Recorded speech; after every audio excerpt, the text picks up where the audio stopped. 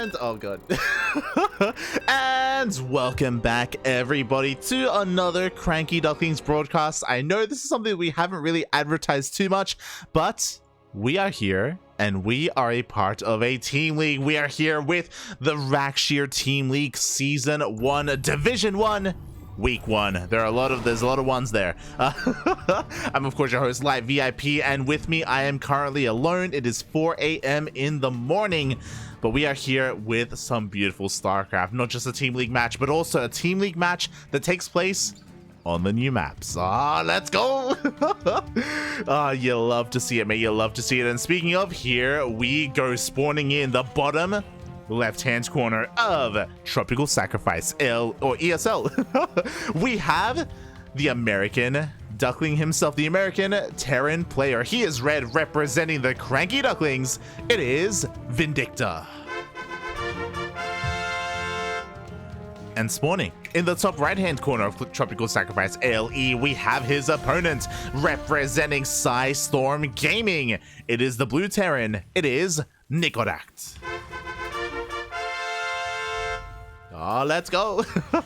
Again, this is the first week of this team league, and I do apologize. I know we didn't really advertise this too much. We didn't tweet about it either. We don't really have too many assets ready for this, so I do apologize. It is a little bit impromptu. It's a tournament that we qualified for, but I wasn't sure if we were going to be able to participate in.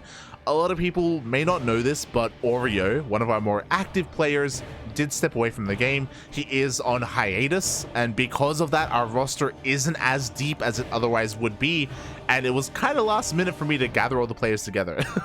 I'll be honest. I was sweating a little bit here, getting into tonight's match, but thankfully we have all of our players ready and waiting, and this is our first game here. Again, this is a best of 7 team league match, the CranKy Ducklings against Psistorm Gaming, and boy oh boy do we have some heavy hitters already. Our boy Vindicta is coming up first, going up against the Russian Terran player himself, and we'll see how things go here. Again, a bit of a TVT on the new maps.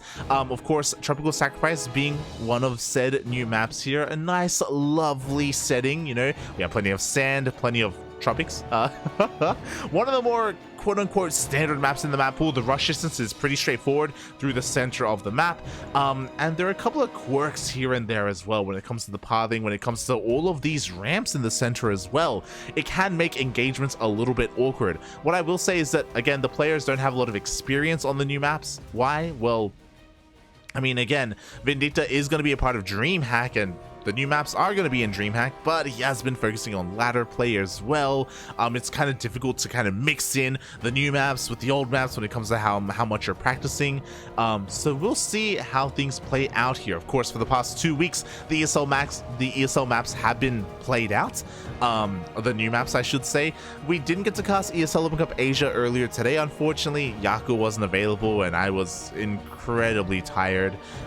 So I do apologize for that. I know there were some people asking for the ESL weekly cast. Unfortunately, we just weren't there for it. Feels bad, man. Feels bad. But here we go. Again, relatively standard openers. Do have a couple of Reapers out already here for Vindicta, just waiting on top of his ramp, waiting for his opponent. On the other side, Nicoract, you know, he's just also kind of chilling himself. Also at home, both players kind of opening up with an abundance of units, but staying at home, staying at their naturals, playing things out relatively safe. And I don't blame either player for doing so. As a reminder, overall this is a best of 7, but between these two players it's a best of 2. Not a format that's too regularly used, to be honest, but it is being used in World Team League, and it is being adopted by Rak'Shir, by the event organizers in this event as well. Meanwhile, both armies will clash a little bit here. Vindicta does shoot first. That Hellion of Nicoract taking a lot of that brunt damage to kick things off, and now he has to turn around. So Vindicta coming out a little bit ahead, but no units were lost yet. And now Vindicta, he has a little bit more momentum going his way. We do have a Reaper Cliff coming into the main base, so he can try and opt for that, but no, instead he goes straight for the natural.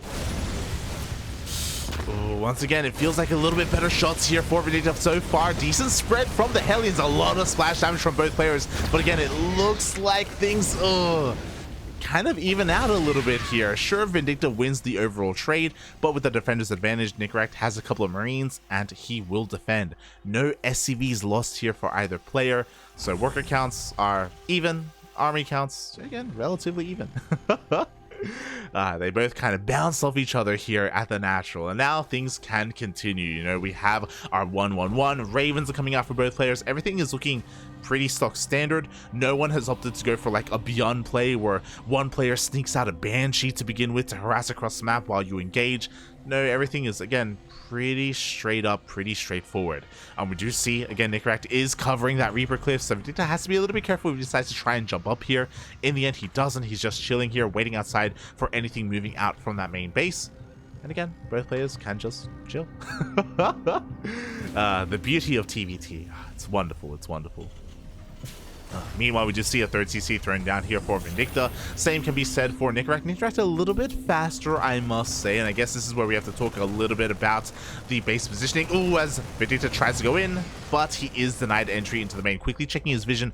Did he see anything? No, he did not, so he wasn't able to get eyes on the third CC. He doesn't know if Nicoract is even expanding right now, so he's a little bit in the dark. He does have his Hellion at the third CC location, or at the triangular third, so he can have eyes on this eventually, but for the time being, again, in the dark. Same can be said for Nicoract though. Very little scouting from his side.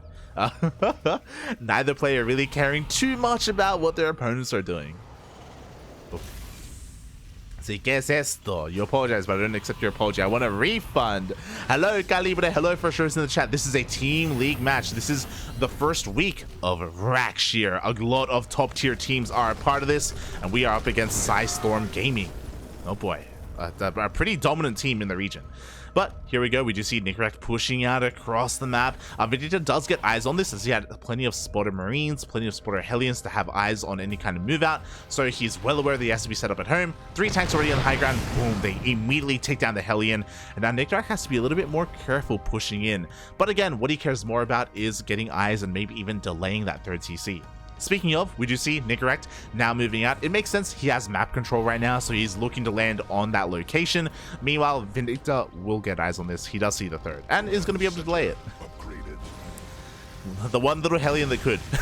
A little bit annoying, but there we go. The Hellion finally gets cleaned up. Meanwhile, Nicoract just shocking around in the middle of the map. Scans, confirms the fact that there is a third CC and that it is yet on location, still just chilling here at the natural base.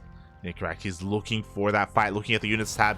Nicoract does have the advantage in Ravens. He does have 1 additional Raven compared to Vindicta, but what Vindicta lacks in Ravens, he makes up for in the Viking count. Oh, so it's all about that air superiority. He will be able to maintain that control, depending on how he engages. He has to be a little bit careful. Nicoract, he moves forward with his Marines, zoning out those Ravens and Vikings. As best he can, he's looking for a way in. Marines push forward, don't take out a Viking yet, but you know, they assert their dominance, they force Vindicta back, and now Vindicta has to make a choice. Does he try to expand here at the triangular third, or does he take the vertical third instead? And it looks like he wants that third at the triangle.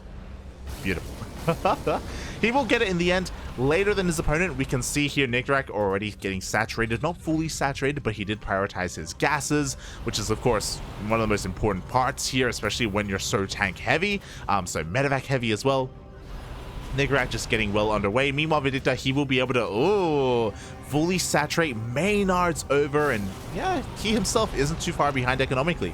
I love the fact that immediately sends a tower mate, immediately thrown down just to make sure he has eyes on his opponent. Same can be said for Nicoract. Again, it's great to see these two players, even though they're from different regions, one from Europe and one from America, they still, you know, are very, very like evenly matched in many ways, like keeping up with each other, to be honest. There are slight differences here and there. Again, like Vindicta hasn't stopped making Vikings. Look at that Viking count, 9 compared to the 4 of Nicoract. So they both have very different outlooks on how to approach this TVT. Does seem as if Nicoract is a lot more focused on his ground play instead. And that can definitely work out because of positioning, right? Like, sure, Vindicta may have more Vikings, but if he gets caught out, if the Marines get under them, then, you know, things can suddenly swing in Nicoract's favor. All about that positioning. Meanwhile, a handful of Marines are moving out across the map. They do get spotted here by Vindicta's Cyclone, so he's well aware. He's rotating around with his own Marines. The difference though is that Vindicta does have, actually upgrades are even right now, and almost gets the medevac. Medevac barely manages to pick up and get the hell out of there. Nicoract does keep his Marines alive. See a bit of a scan just to keep an eye on things. Vindicta just wants to make sure the medevac drop isn't rotating around to another direction. Again, immediately, oh, never mind. I was about to say that Vindicta does replace the spotted Marine, but no, that's Nicoract. Right now, Nicoract basically playing with map hacks. Marines all over the place. Vindicta has to get his own out here as well.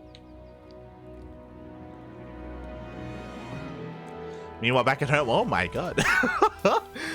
Nicoract is finding a way to get back into this when it comes to the Viking count. We see 3 starports on the way for Nicoract. That's a lot of starports. That's a great way to just explode in the Viking count. A great way to maybe even catch Vindicta off guard. So he has to be a little bit careful. Obviously, for the time being, Vindicta is ahead in that Viking count, but soon that's not going to be the case with these starports.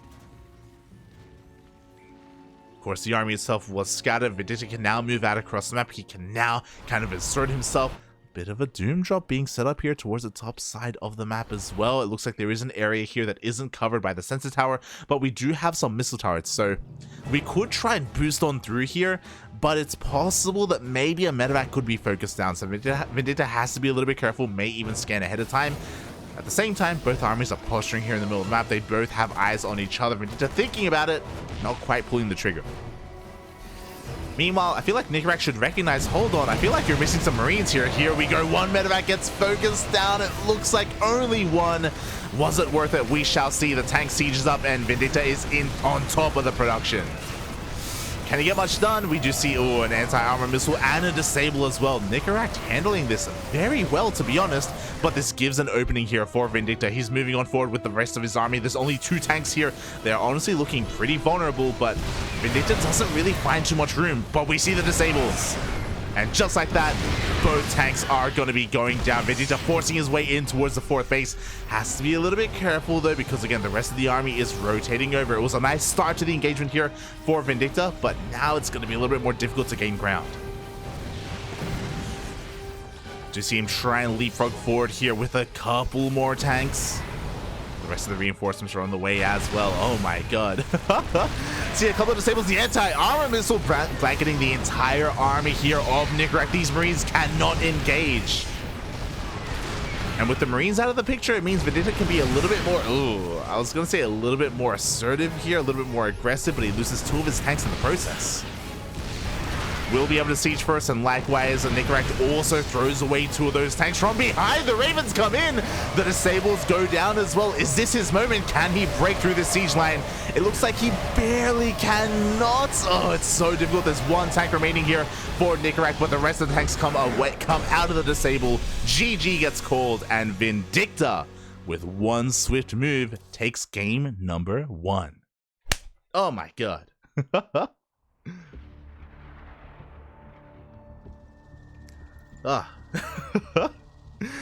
GG, well played. Vindicta takes the first game, and now we are leading this series 1-0, but there is still plenty more games to come, plenty of comeback opportunities.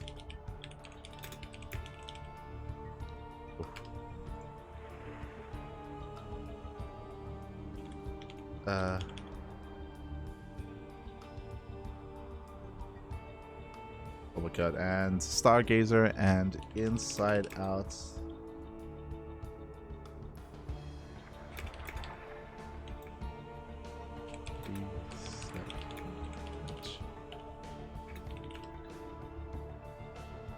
Just letting the players know.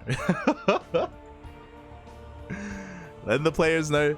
So the map order as well. I think I can switch scenes here just to make things a little bit clear. Here we go. This is kind of the player order. I think this needs to be cleaned up a little bit though. Not looking entirely correct. Have to work on my overlays. But the way this works is that we have 3 set matches for 3 different players. We do of course select all of them and kind of pick which player is going to be fielded. And outside of those maps, players can pick them for their loser's pick. Oh god, it looks like, okay, it's gonna be waterfall. I do need to work on that overlay though. It's not entirely clear. Waterfall. Beautiful, beautiful. Okay, so map 1 was Tropical Sacrifice. Map 2 is going to be Waterfall. Our next series is going to be on Stargazer. That is StarDuck versus Adonminus. And series 3, Erik versus Namshar, will start on Inside Out. Just then, Nicoract wanted to play on Inside Out, but he cannot because Inside Out is reserved for Namshar versus Erik. It's a little bit complicated, but we'll get through it. Oh, and here we go. We are diving into game number 2 of this best of 7 team league match, and spawning in the top right hand corner of Waterfall LE, we have the Russian Terran player himself representing Psistorm Gaming. It is Nicoract. And spawning in the bottom left hand corner of Waterfall LE, we have the CranKy Duckling himself, the American Terran player representing, of course, the CranKy Ducklings. It is Vindicta. Currently leading the series 1-0.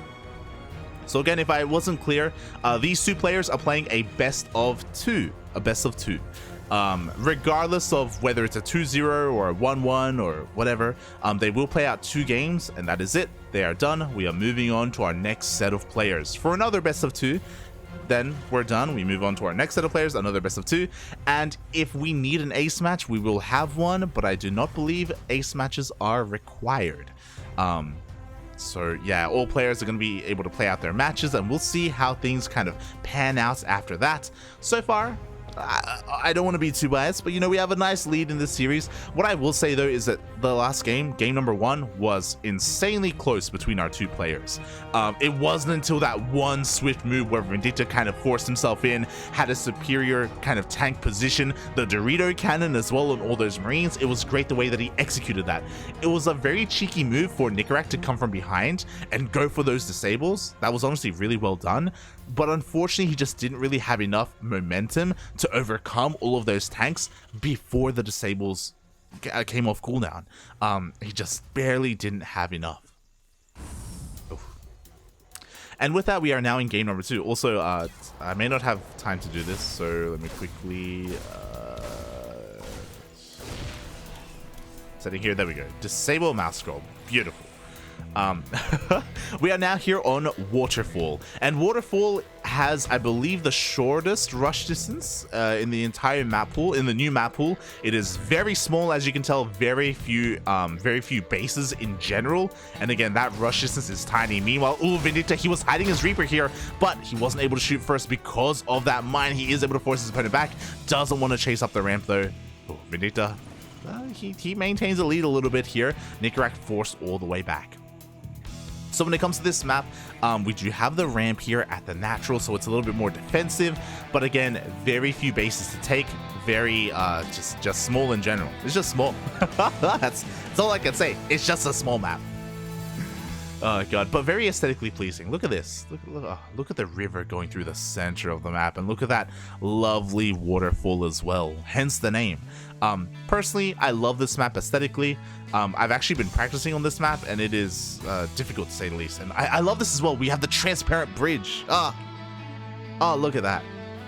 So good.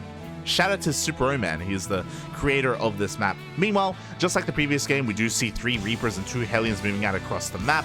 Back at home, 3 Reapers and 2 Hellions are at home defensively. It's going to be difficult for Vindicta to really engage here, but actually the army is not on top of the ramp. Nicoract a little bit out of position. Oh no. And just like that, Vindicta is able to assert himself here. He does end up losing a Reaper, and because that forced the back on up, and yeah, with the reinforcements, Vindicta, he cannot take this fight. He's going to be able to pick off a couple of units here and there, but in the end, he will lose everything. Looking at the units lost tab, we can see here, Vindicta, he lost an additional Hellion and an additional Reaper. I don't blame him for pushing on in. Again, the army should have been on the ramp. Because it wasn't, like, he saw an opportunity.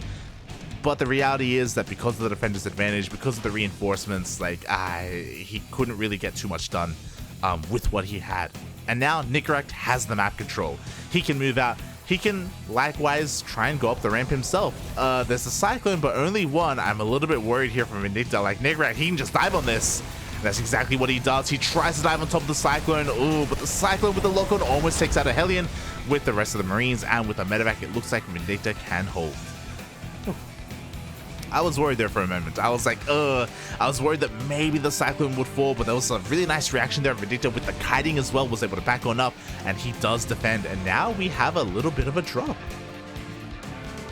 1 tank, 4 Marines. Let's go. Oh boy. We'll see what this can get done here. Looking at this area, the kind of droppable area towards the southern side of the main base, there isn't that much exposed production. Depending on where he does siege up, we'll see. Like, if it's here on the low ground, yeah, the tank isn't in range of anything, I don't think. Some Marines, to be fair. Oh, the depot. Oh my god, that's crazy. That's actually insane. At the same time, the Hellions and the Reapers do dive in across the map. Ooh, they get into the middle line, and they're going to be roasting some of these workers. There are some units offensively, so they shouldn't get too out of hand. Meanwhile, across the map, depot goes down. The tank is in range of the racks as well. Oh my god. I was shocked. So, 3 SCVs for a depot, and a delay on our racks.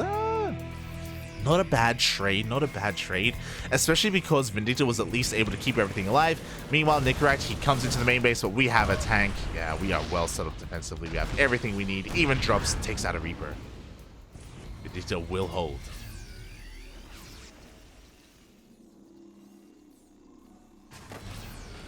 Oh, meanwhile, shout out to Dricket in the chat. Dricket, of course, the ex-owner of Exxon.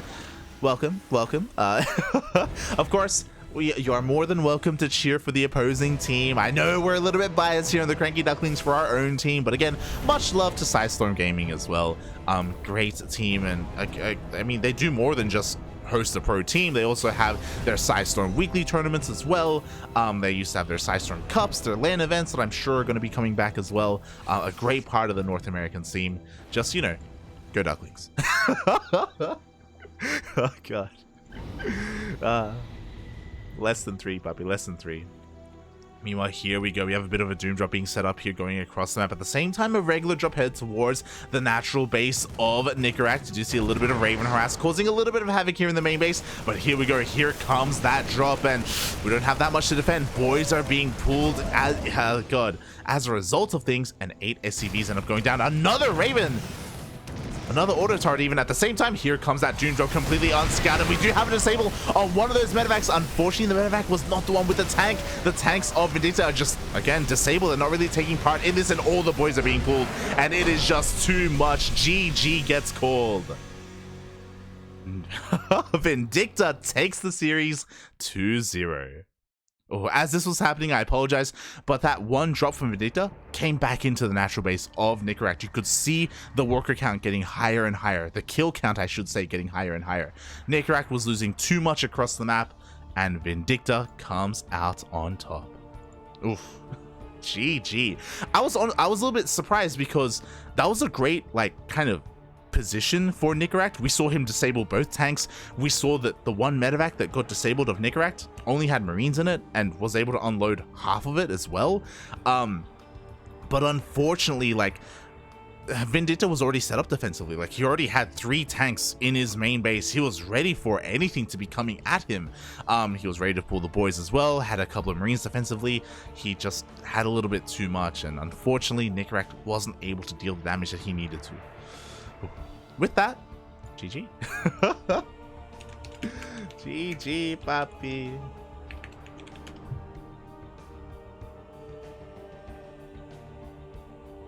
We can have an ace later, but I'll get...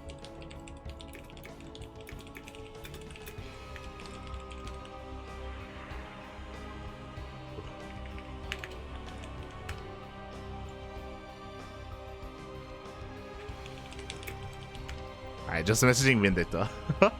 just sending some messages out there.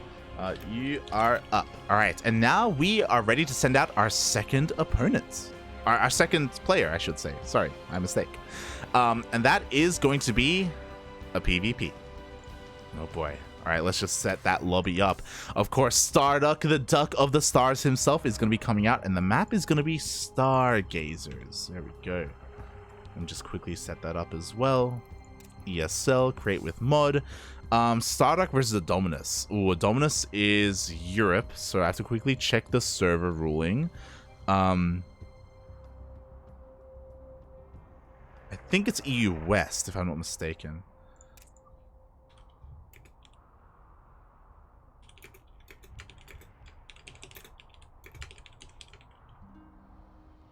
I'm just trying to figure out the order here.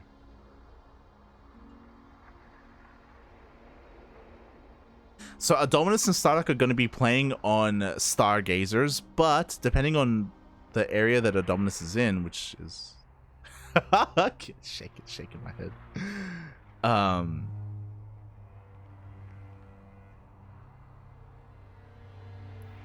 Okay.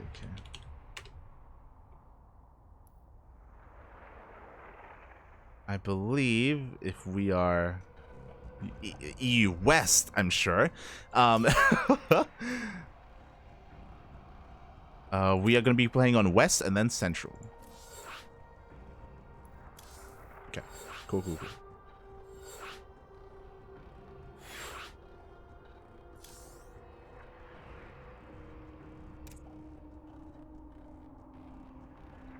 Okay, StarDuck versus Adonminus will be...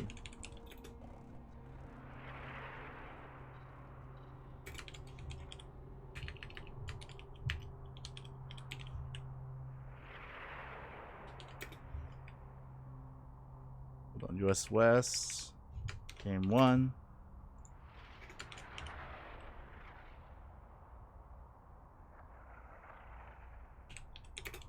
Because StarDuck is Australia. West, game 2, Central. Okay.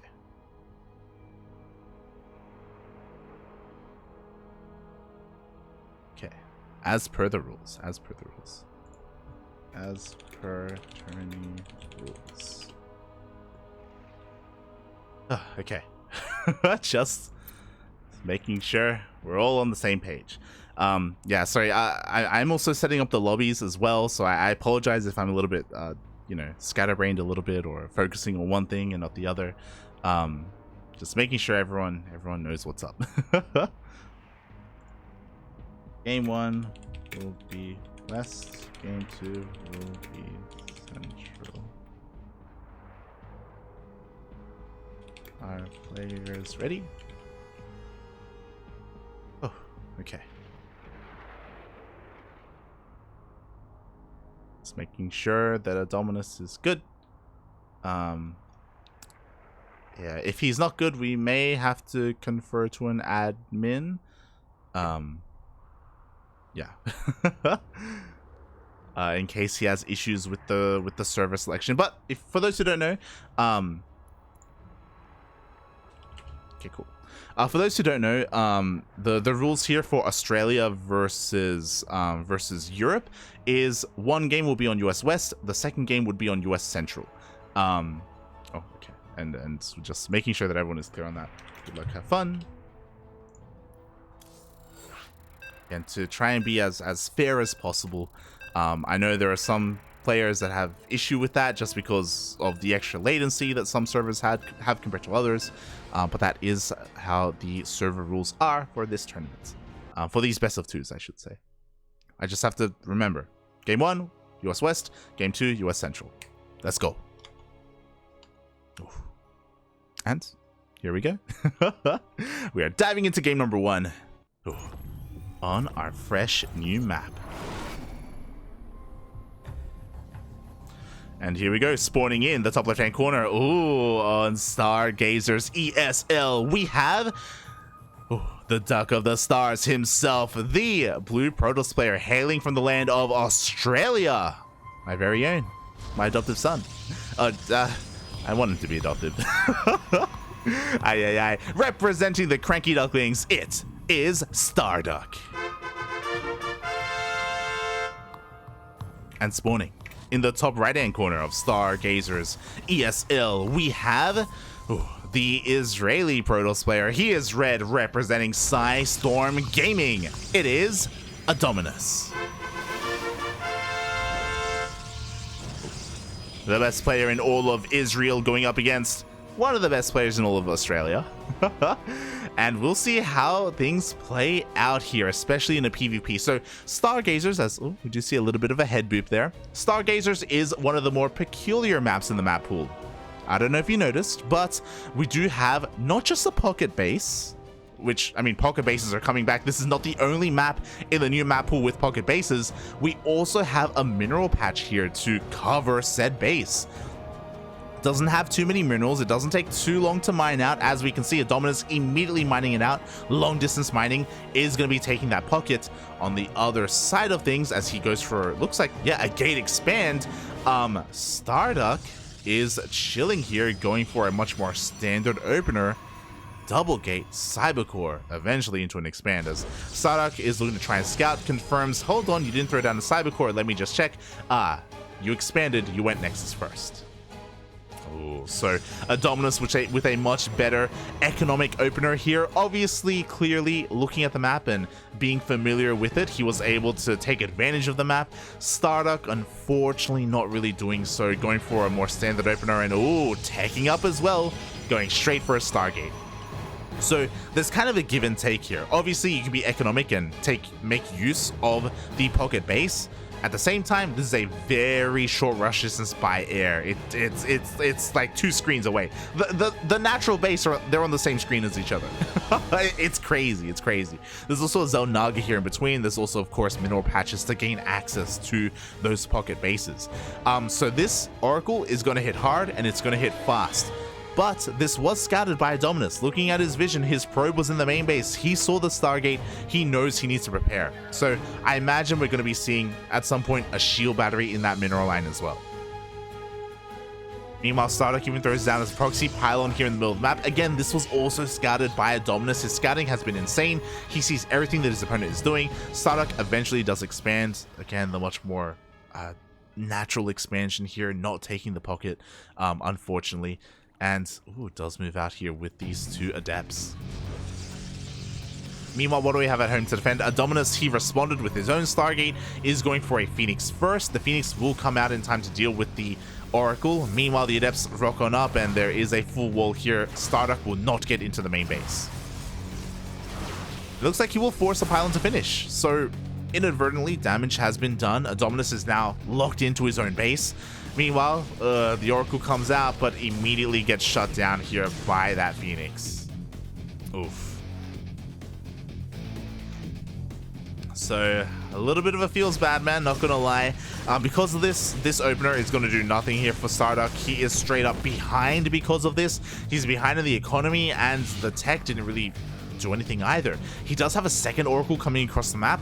Unfortunately for StarDuck, Adonminus has continued to pump out Phoenixes. He doesn't have a shield battery, so his bases are looking a little bit exposed. Oh my god, the second Oracle comes into the natural, and there was nothing here. No Stalkers, no Phoenix. Because that 4 or 5 workers go down at the same time. It looks like a couple of workers went down from the side of StarDuck. But 8 workers for 1 Oracle, worth it, worth it. To be fair, StarDuck needed to deal some damage. We can see that he is now ahead in the workers, but not by much. Only by 2, only by 1. It goes to show how behind he was in that worker count. And he continues to be behind because the Phoenixes come in and they pick off 2 more probes. Head towards the natural base as well. If they wanted to, they could pick off a couple more workers. Unfortunately, StarDuck just doesn't really have a way to deal with this. He is... oh my god.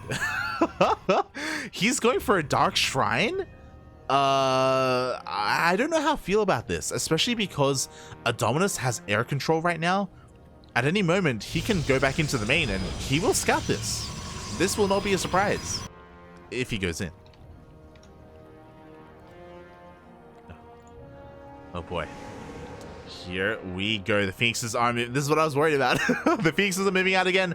They go past the 3rd base. They go straight into the main, and again, this Dark Shrine should be scouted. There is 1 Stalker to defend, but that 1 Stalker isn't going to be enough. And there we go. The Dark Shrine has been spotted. Phoenixes just take control of not just the skies, also the ground, pick off more probes. StarDuck, it feels as if he's falling apart a little bit, not going to lie. I mean, he has a... like, what I will say is that StarDuck does have... he is up in bases. He has a 3rd Nexi, so he can replace what he's losing. But he doesn't want to be losing these things. He doesn't want to be losing probes like this. Ay, ay, ay. Meanwhile, back at home, we have a Robo. We could even have an Oracle, but no, we don't even need it. Robo's on the way for detection for those observers. I don't see the DTs doing too much. What I will say is that the DTs can obviously give us access to Archons, and Phoenixes can't lift up Archons, so they do have their uses there, I guess. But again, not too ideal. Adonminus, he rotates over towards the third base. Probes just have been falling left and right. I'm afraid to look, but 10 workers have gone down already to these Phoenixes. Oof, that's a lot of workers.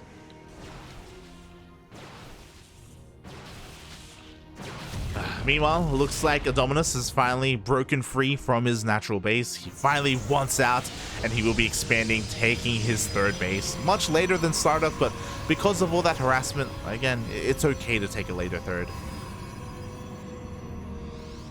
We can see here in the main base so far, upgrades are looking relatively similar. What I will say is that StarDuck will be ahead when it comes to +1. His overall ground army will be superior. The problem is that Phoenixes, they bring so much utility to a fight. They don't just, they're not just used to pick off workers here and there. They go in, they can CC high-tech units, whether they're Immortals, whether they're even Stalkers. Even if StarDuck has a greater Stalker count, which he does, and even though he has the Defender's advantage, Phoenixes, they can come in and they can just disable, what, 5+ Stalkers? Oof. There we go, we see the blink on forward. Overcharge is popped as well. With the overcharge, StarDuck is going to be able to hold on to his third base. Adonminus doesn't find any ground yet. He doesn't want to. He wants to wait out this overcharge for the time being. And oh, he just goes back in. And oh my god, StarDuck, just get some cannons, papi.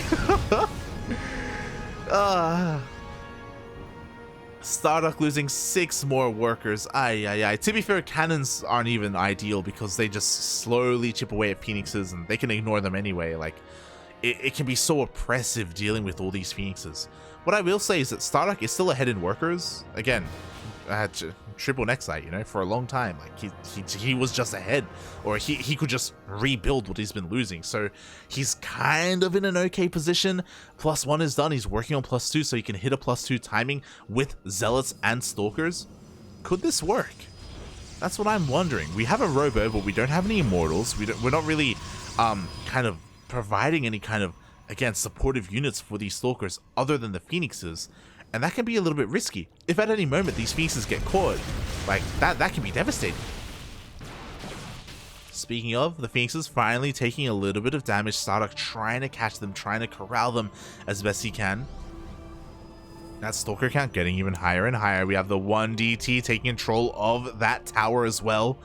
StarDuck going to be moving out with a superior Stalker count, 28 compared to the 21 of Adonminus. +2 still halfway done, so our StarDuck has to be careful not to hit an anti-timing, but we have to bear in mind that Adonminus is working on those Immortals. The first one going to be coming out soon. StarDuck trying to find a way in. But back at home, we have a shield battery. We're getting a second shield battery as well. We have our own defensive DTs for Adonminus, and oh, that's a little bit worrisome. StarDuck has 0 detection right now. He has no Robo. He does have a Stargate for an Oracle, so he can use Revelations. He can also make some cannons, but for the time being, these DTs could end the game. Uh-oh. Not like this, puppy. Not like this. We do see StarDuck trying to deal with these Phoenixes as best he can, but they just rotate in, get more probe kills. The DTs are waddling in. There is a cannon at the natural, but it's at the natural, and they're going into the main. Yo, StarDuck, he sees it. He will respond. He tries to warp in defensively, but the wall is no longer a wall. Defensive DTs don't work that well, unfortunately, and we need detection. Robo is done. DTs are having a hard time kind of rallying in and getting too much damage. Only 2 probe kills. This is a really good response from StarDuck. I'm shocked. I thought more probes would have died. But the detection comes out, and again, only losing 2 workers? I'm impressed. This could have been so much worse. let's be real here. There we go. The DTs get dealt with. Probes being main-arted back towards that third base. StarDuck, now with +2, has to hit this timing. +3 is not in sight. He's working on a 4th base, but Adonminus is going to catch up in the upgrades. He has his own +2 on the way. StarDuck has to hit this window. Well, we'll see if he can hit it. I don't know, mate. We got charge. That's a lot of the charge does get wasted there on that 1 Stalker. StarDuck does have maybe a better angle of attack, but with Immortals, with charge lots, I don't think pure Stalker can really break this. I don't think StarDuck thinks that either.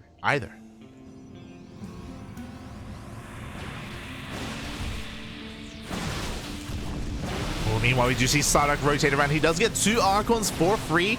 Nice pickoffs, but he cannot engage with this army. In the retreat, Stalkers are being picked up left and right here by the Phoenixes. StarDuck forced to engage a little bit here, and again, this is just not a fight he wants to take. There is a place here for Pure Blink Stalker, but this is not that place. +3 is on the way. It looks like StarDuck has recognized that he cannot end the game with the +2 timing that he wanted to hit earlier. Instead, forced to take the 4th, macro on up. He does have some Archons, which are good, but he needs more. So much more. And he just doesn't have it. He's down 20 supply. He's going to try and engage here. Maybe pick up an Archon. No, he doesn't go for it. Oh, ooh, a little bit more. Oh, he does get it in the end. Not bad, not bad. A nice start here. He does have a shield battery. He does have overcharge. Oh, and at the same time, we see a massive run by here. Stalkers, they do find a free immortal. They get it, and they force a recall. Again, these are the moves that StarDuck needs to be making right now. He has been down in supply for so long. He needs to go for these backstabs. He needs to force Adonminus back home and buy time. That's exactly what he does. The entire army responds to this. Can he get another immortal? He will. Oh my god. StarDuck again with decent trades overall, making up for his lack of overall army. Has to be careful though as he tries to push in towards the north, but runs into a wall of Archons and Zealots. Looks like again, StarDuck on the retreat, bringing everything back home. DTs are coming in. Do we have detection here for Adonminus? We do not. Adonminus does have a couple of observers. There we go. It is coming in with the main army. He will have them available. These DTs, unfortunately, not going to do as much as they otherwise could have. DTs go down immediately, and again, StarDuck, he can't deal. Like, this army is just too high quality. It's just too good. Oh. It's been great to see StarDuck like make some magic happen with the Pure Stalker, but as we can see, like it has like a time limit. It has limited longevity here. Overcharges popped to Adonminus. He can just back off. He can rotate around. He can hit the 4th base.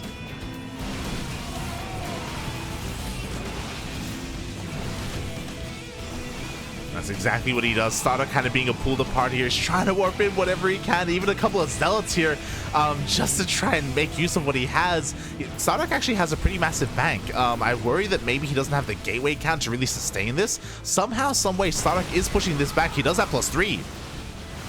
And is +3 going to be enough? Is it going to be able to make up for his supply deficit? We need a warp in, puppy. We need a warp in. Ah! StarDuck being forced back once again. Overcharge is no longer available, but Adonminus just can't break through. Oh my god, there we go. StarDuck has finally recognized, hold on, what's my gateway count looking like? 9 gates? We need more than that, Bobby. 3 more gates are thrown down. Immortal production has commenced. We have another base. DTs are being morphed in. StarDuck is finally trying to spend his money, but he still can't do it. He still has 1k minerals, 1k gas. Boy, here we go. We see another engagement. I don't know if this is the best move from Adonminus. I feel like he doesn't have his entire army here. Like, he has to be careful not to get surrounded. The DTs are coming in. There is detection though, so DTs again not really finding the damage that they wanted. StarDuck trying to be cheeky with the DTs. I respect it. I respect it. Oh, the Immortal does get caught out though. DTs come in, but again, detection is there. At the same time, Warp Prism into the pocket base of StarDuck, and this may be the nail in the coffin. StarDuck did a great job holding on so far, but there's only so much that he can do with so little. Oh, he picks up a couple of Archons. The DTs are going to be able to defend here back at home, but StarDuck, he's coming back as well. Like, he has to respect this. Forces a recall. Supplies are still relatively close. This is kind of what happens when neither player techs up to disruptors, by the way. It's like kind of gateway army versus gateway army. StarDuck still has his own advantages. Like, he's kind of making up for it. Surprisingly, he's not that far behind in the workers. Only down by 10. It's not the worst here. Because of his bank, he can make up for it. Can he make this work? Not with this warp in. Not with these Archons either. Ay. Here we go. The Phoenixes are finally being cleaned up. Finally, the Phoenixes from the start of the game have been dealt with. Ooh, with the 3 Archons from StarDuck, maybe he can make this actually work. Oh my god, Adonminus not fighting with his full army. Oh. Would you see him pull back? This is what I mean. Adonminus had 5 Archons and they were chilling at home. Sometimes it's a good thing to use an all-army hockey, you know? sometimes. But here we go. With those 5 Archons joining the army of Adonminus, StarDuck just doesn't really have the momentum he needs. He has to respect this, has to back off. Oh, a little bit of a run by being set up, though. We'll see if he can get across the map. Meanwhile, Adonminus, he is pushing StarDuck all the way back home. With overcharge, though, yeah, StarDuck is going to be able to hold on. Bit of a premature overcharge, I must say. I'll be honest. Meanwhile, Zellarombai catches an Immortal. Not just an Immortal, can also maybe even get into the mineral line. Adonminus is on the retreat. StarDuck pushing on forward. Almost gets an Archon. Zel's trying to get in, but we had defensive DTs. DT, they're so good. The Zel run by, got an Immortal, got some stack defense, but that's it. Left the mineral line untouched. Now Adonminus has almost a 20 worker lead.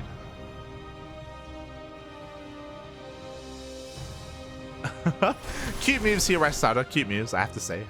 Honestly, I've been really impressed with how StarDuck has been able to kind of keep up with Adonminus for so long. Like, despite having so many disadvantages, despite having a relatively interesting army and overall relatively weaker army, it's really impressive that like how far upgrades have really taken him. Whether it was +3, whether it's a shield upgrade, we see StarDuck taking another base here towards the south.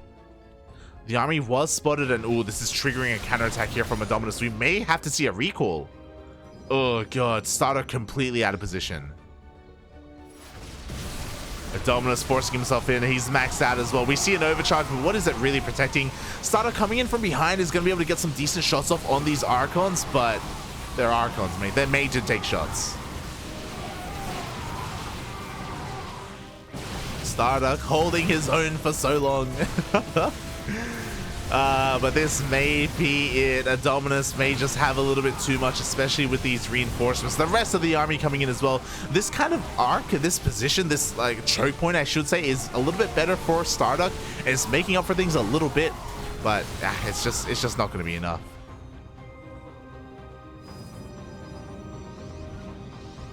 I must say, like, I rag on StarDuck a lot, especially on my stream, but I'm proud of it.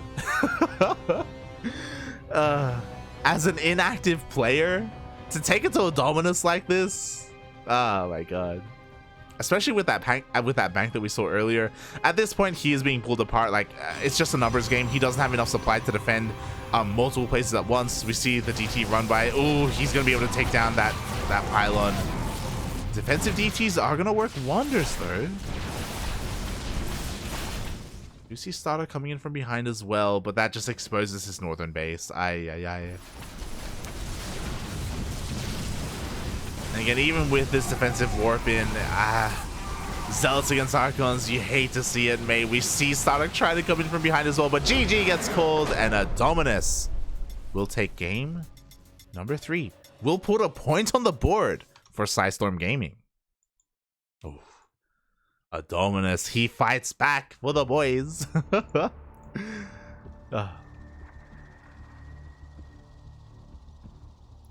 And I'll just message StarDuck here.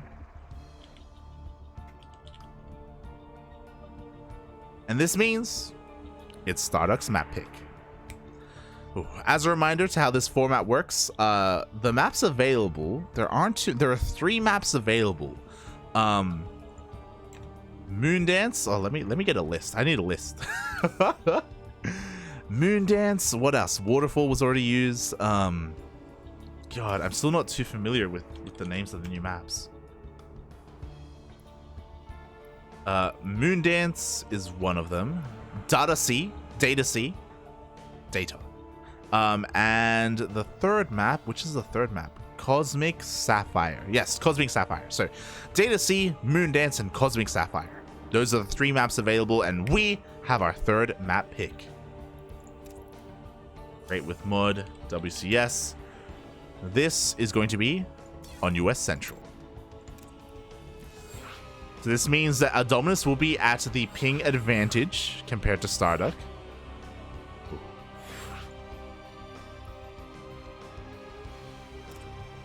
Right to game. There we go. And we'll see if our Aussie boy can put a point on the board.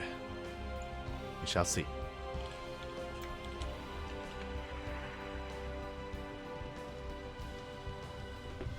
As again, it's just always great to see these new maps on display. Ah, so good, so good. It's so refreshing, mate. So refreshing. We had the CranKy Ducklings. We had a strong start here in our second series. We're struggling a little bit more, I must say, and because of the fact that we're going to be on US Central, that means that again there's a lot more going up against StarDuck here. We'll see if he can fight back. We'll see if he can tie up this best of 2, or again help the Ducklings take an even further lead. Shall see. As we are loading on in to one of the new maps in the map. Love to see it. And spawning in the bottom left hand corner of Data C. I keep saying Data. Data C. We have the Australian Protoss player himself. He is blue, representing the CranKy Ducklings. It is StarDuck. And spawning in the center right hand position of Data C, we have the Israeli Protoss player himself. He is red, representing Psistorm Gaming, putting a point on the board for his team. Can he put up? Can he put another? Can he tie up the series 2-2? It is Adonminus. Again, Vindicta put in a lot of work to begin things off, to start things off. But now, Psistorm Gaming is fighting back. We'll see how these things go. What I will say is that, again, in game 1 between these two players, as we see a little bit of a head boop, it looked pretty close. Like, I was really impressed with how StarDuck was able to fight back for as long as he did. Obviously, he was behind. He was losing worker after worker after worker. He like, overall, his army composition wasn't ideal either.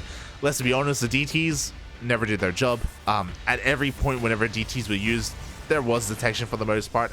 They had their uses defensively, but the investment into that Dark Shrine it didn't feel like it really worked out for StarDuck in the end. There was so much going against him, but he was able to stay in it for a long time, and for that I am proud of him. I am proud. But we'll see if he can actually take a game. You know, that's what it comes down to. I will say that Adonminus is a more higher, maybe a higher profile player is a better way to put it. He is more well known. StarDuck only really known in the Oceanic scene or in the Duckling scene. Not really so much outside of it. So we'll see. We'll see if he can make a name for himself for some of the other people watching in the chat. Maybe to Psistorm Gaming themselves. We'll see. We'll see. So far, we have a little bit of a disparity in the openers. We did have a standard gate expand here from Adonminus, making use of this ramp location. StarDuck going for a much more conservative expansion, still going for the Nexus nonetheless, but, oh, as I should. Actually, I think, yeah, this looks a little bit better. There we go. Adonminus above, StarDuck below. There we go. Yeah, as Adonminus did have a much faster next side in comparison, StarDuck playing a little bit safer, putting himself a little bit behind economically as a result, and now we see a bit of a difference here in their build orders. Other than just an Xi, we see a Stargate going up against a Twilight Council. Oh boy. Meanwhile, StarDuck is moving out across the map. It looks like he was able to spot that Stargate earlier, so he is well aware of it, and he should be preparing himself, whether it's Stalkers in the mineral lines or even a shield battery in the mineral line as well. StarDuck should be preparing. Meanwhile, ooh, the wall was a little bit too late. The Adept gets in. Not completely, though. We don't see Adonminus commit to the shade. Nonetheless, StarDuck was a little bit slow to respond there, and that first Oracle is coming. Meanwhile, the Adept of StarDuck is across the map as well. There is a full wall off though, so he can't really find a way in, just slowly chipping away at this pylon, and I'm a little bit concerned here. Adonminus getting a shield battery in his main. Makes sense, because Adonminus didn't scout the tech. StarDuck did, and his main base is completely exposed. Aye, aye, aye. Oh, but Adonminus doesn't go for it. Oh no! StarDuck! Adonminus a little bit more concerned with the Adepts instead. 2 Adepts do get into the natural base. 3 probes go down, and he shades into the main. Aye. Does he commit? Ooh, he does. He wants the workers. 4 probes, 5 probes, 6. Can we get 7?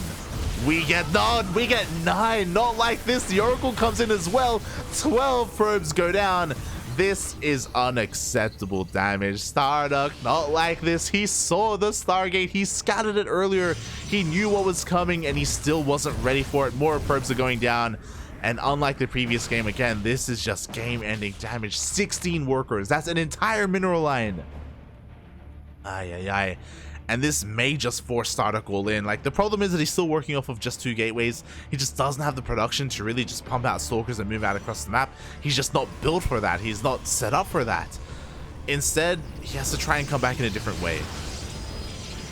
In what way, you may ask? Dark Shrine? Like, he has a Twilight Council, so when behind Dark Shrine, right, that could be a way back into this. Maybe defensive play. It's one of those things where, because StarDuck is so far behind economically, he has to try and take a risk. Risk one way or another. Almost catches an Oracle. That would have been a start if he got it. The Oracle does manage to survive. The rest of the Stalkers are kind of converging here across the map. Gonna try and find their way in, but Adonminus, he just throws down 2 shield batteries. He's ready for anything. Oh boy. StarDuck will have an advantage in Blink. Blink just finished up, so we'll see if he can out-micro his opponent. He's trying to focus down that pylon, and it looks like he will not get it. Overcharge is popped. The pylon survives. Oof. Not like this, Papi. Not like this. At the same time, Adonminus coming back into the main base again. There is still no shield battery. Oh, but there are stalkers. Oh, there is a blink. There is no shot though. That Oracle will survive. It will manage to escape. Meanwhile, StarDuck going to be trying to hunt it down. Unfortunately, that Oracle is in the dead space. It is safe and sound, so StarDuck won't be finding it. He will be going for a faster 3rd base, and this is a way for him to catch back up economically, if he can get it up and running. That's a big if. Meanwhile, Adonminus, he's just getting his own 3rd anyway. Like, StarDuck is slightly faster, don't get me wrong, and that will help, don't get me wrong. We'll see what he can get done. As he's moving out here, being active with his Stalkers, Adonminus barely gonna miss this with his Observer. And with these Stalkers, I was gonna be like, maybe he can find some damage, maybe he can pick something up, but he runs into the main army that is greater in Stalker count, has Immortals, also has Blink. The advantage that StarDuck had earlier with the Twilight Council opener just isn't there anymore. Not anymore, as he loses a couple of Stalkers in the retreat. As he retreats past the Ducklings logo. Not like this. We have a defensive warp in. We don't have any shield batteries here at the 3rd base, so with the help of the Immortal, it looks like this may just be a little bit too much. Boys are pulled off the line, but even with the boys, StarDuck cannot hold on to his 3rd base. The 3rd is forfeit. Shield batteries are going down. The entire 3rd is going to go down. At the same time, Oracle tries to dip in, but doesn't really find a way in towards the main or natural. Looks like maybe a little bit of an all-army hockey. The Oracle does get sniped. That's something. Copium. But in a mirror matchup, let's be real, losing 16 workers at the start of the game, there shouldn't be a way to come back. Like, it is game-ending damage. There shouldn't be a way back in, and there isn't. GG gets called. Adonminus ties up the series 2-2. GG. Vindicta getting work done for the CranKy Ducklings, but Adonminus likewise getting work done for Psistorm Gaming. We are tied up 2-2. And now it all comes down to these last 2 players. Which way will this go? Will it go the way of the duck or the way of the storm? We will find out.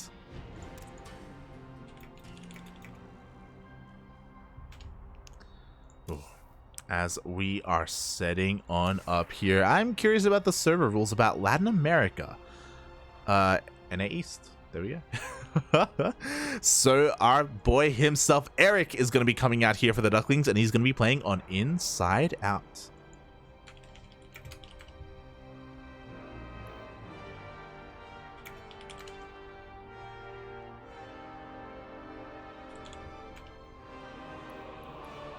me just create this. WCS Game Hearts. US East. Beautiful.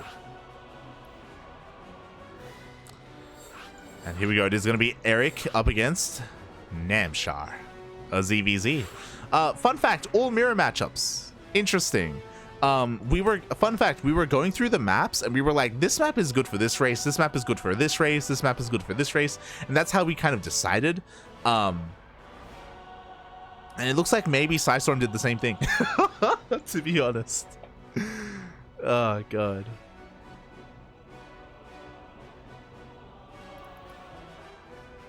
Let me just message the Psistorm admin because I do not see Namshar.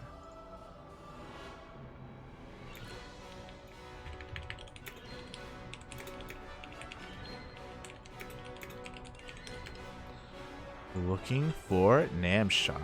So yeah, of course we can give them a moment to get their player in here. Looking for Namshar. There we go. And I hope everyone is enjoying themselves in the chat. I did see a notification earlier. Massive shout out to Dricket. Thank you so much for the bits. Thank you, puppy. Thank you. We appreciate the support, Dricket. We appreciate it. Yeah, with that 1 bit. And yeah, mate, I'm excited. You know, which way is this gonna go? Dricket, if you're in the chat, we're looking for Namshar. Namshar is not in game as far as we can tell. He has 15 minutes, obviously. He has time to show up, but we are looking for him.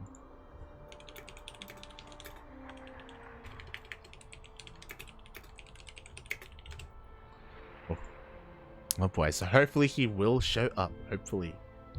Meanwhile, I'm just catching up in the chat as well. Have Live VIP used any of the mushrooms in the background? Oh god, maybe that's it's 5 a.m. here. It's 5 a.m.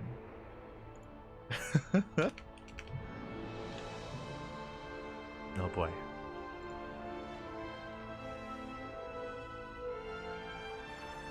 Oh, we have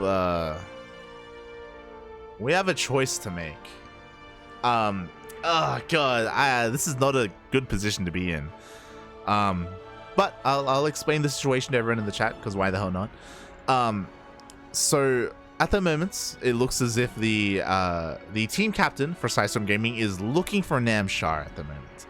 And they're saying if they can't find him, it's up to us if we want to take the default win against Namshar, which I think would just win us the series. Because we'll just get a 2-0. And we can just take the default win. Or we can allow Psistorm Gaming to replace Namshar with someone else. A little bit awkward. There's a part of me, obviously, that's like, yo, we get the default, we win. We can just win. But at the same time, the competitive spirit of the team league, like that's the point, right? It's all about competing. It's all about playing. It's all about, yeah, it's all about engaging with each other, right? Like this team league, it has a prize pool, sure, not the biggest prize pool though. I feel like a lot of people, they just want to be a part of a team league and engage with all these other teams and compete and go back and forth, right? So I think I'm okay with allowing Psistorm Gaming to sub a player in. I might regret this, you know, they may win because of it, which would be a shame, but at the same time, like, I think everyone would be a little bit disappointed if we just got the technical win, you know? Like, I don't think anyone wants that, even myself, maybe even the players.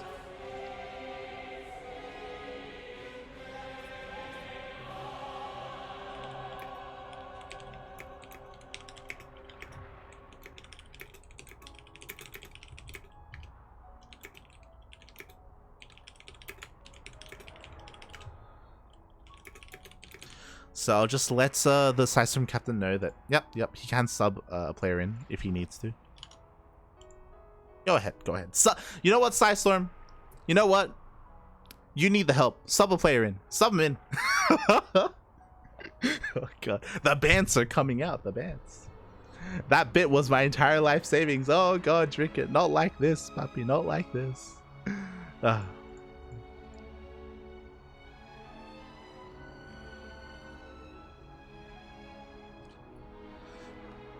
Oh boy.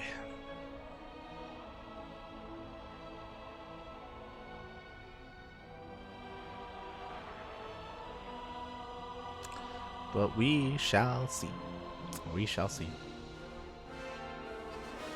Yeah, we're just kind of chilling here, just waiting. For those wondering, it's 5 a.m. here in Australia. I ruined my sleep schedule for this. Absolutely ruined. But it's worth it. It's worth it. It's worth it to be here for my boys. It's worth it to be here, to be a part of a team league again. It's been so long since we participated and been a part of something like this. So it's really cool. It's really cool to be back. It's cool to be back. Even if it is at a god-awful time. And I do plan on going straight to bed after this.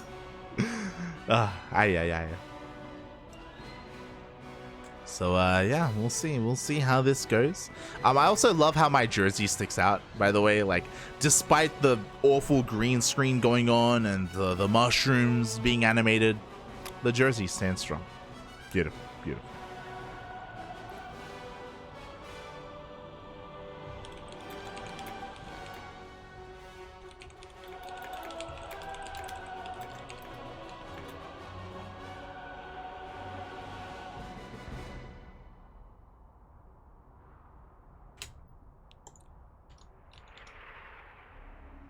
We'll see. We'll see.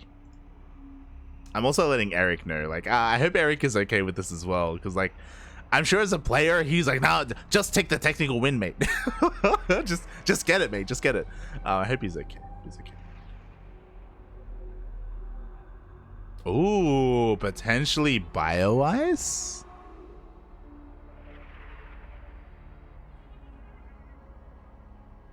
I would be okay with that. Bioice? Canadian Zerg? I was saying that again, ideally replace Namshar with another Zerg player, ideally, because like Erik was told he was playing a Zerg, so that, you know, best case scenario. Yeah. I think that would be a suitable replacement. Both top tier North American talent, Bioice and Namshar respectively, both from Canada as well, technically. So we'll see how this goes.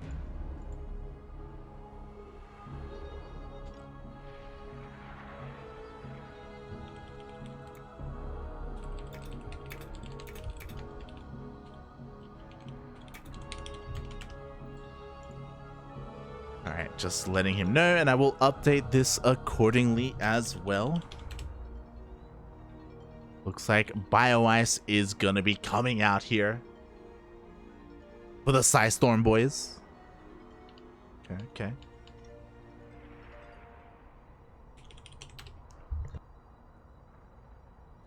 And that means we have that promised ZVZ. Fun fact, because this is going to be on Inside Out, that means that the two remaining maps are Cosmic Sapphire and... God, what was the last map? Cosmic Sapphire and... Can anyone in the chat help me out here? God, not Inside Out.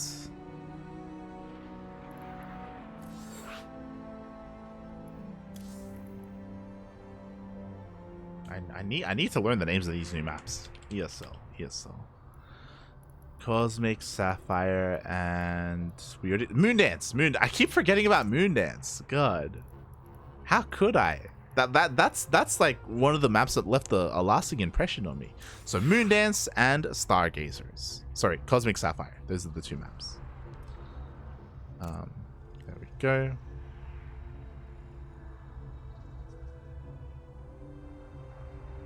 Chat/lobby link. Beautiful.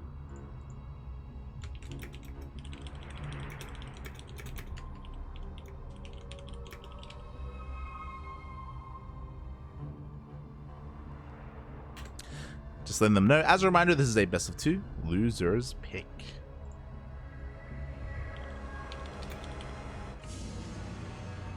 Players ready. Oh. Okay. Bioice has joined the lobby. Are they ready to duke it out? Oh.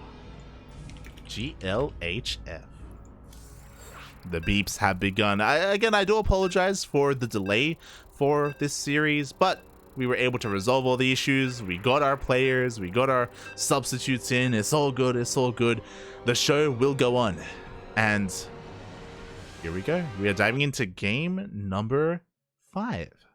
Game number 5 in this best of 7 series. currently we are tied up 2-2. I see chicken attack. Joke's on you. Canada doesn't even exist. Ay. Not like this. Not like this. Right, here we go. Spawning in the top right hand corner of Inside Out ESL Edition. We have... Oh my god, we have the Brazilian Zerg player himself. He is red, representing the CranKy Ducklings. It is Erik. And spawning in the bottom left-hand corner of Inside Out ESL, we have the Canadian Zerg player himself, representing Psistorm Gaming. It is Bioice.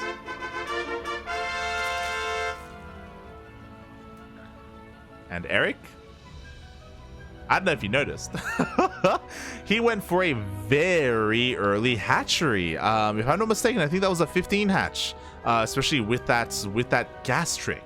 So the purpose of this is that we have an incredibly fast hatchery, and this is designed to deceive our opponent and make it look as if he went for a hatch first, because the hatchery will already be done by the time the Overlord gets across the map. Meanwhile, Erik is going for a very fast spawning pool here as well, as he is going to go for a Link Flood. I assume as he is droning up behind this, but again, because of that early hatchery, things are not going to be as they appear. Gas has been taken as well by Erik. Ooh, a little bit later than his opponent. I'm curious to see how this all plays out here, because I assume that this is for a cheese for a Link Flood, but I could be entirely mistaken with how this plays out.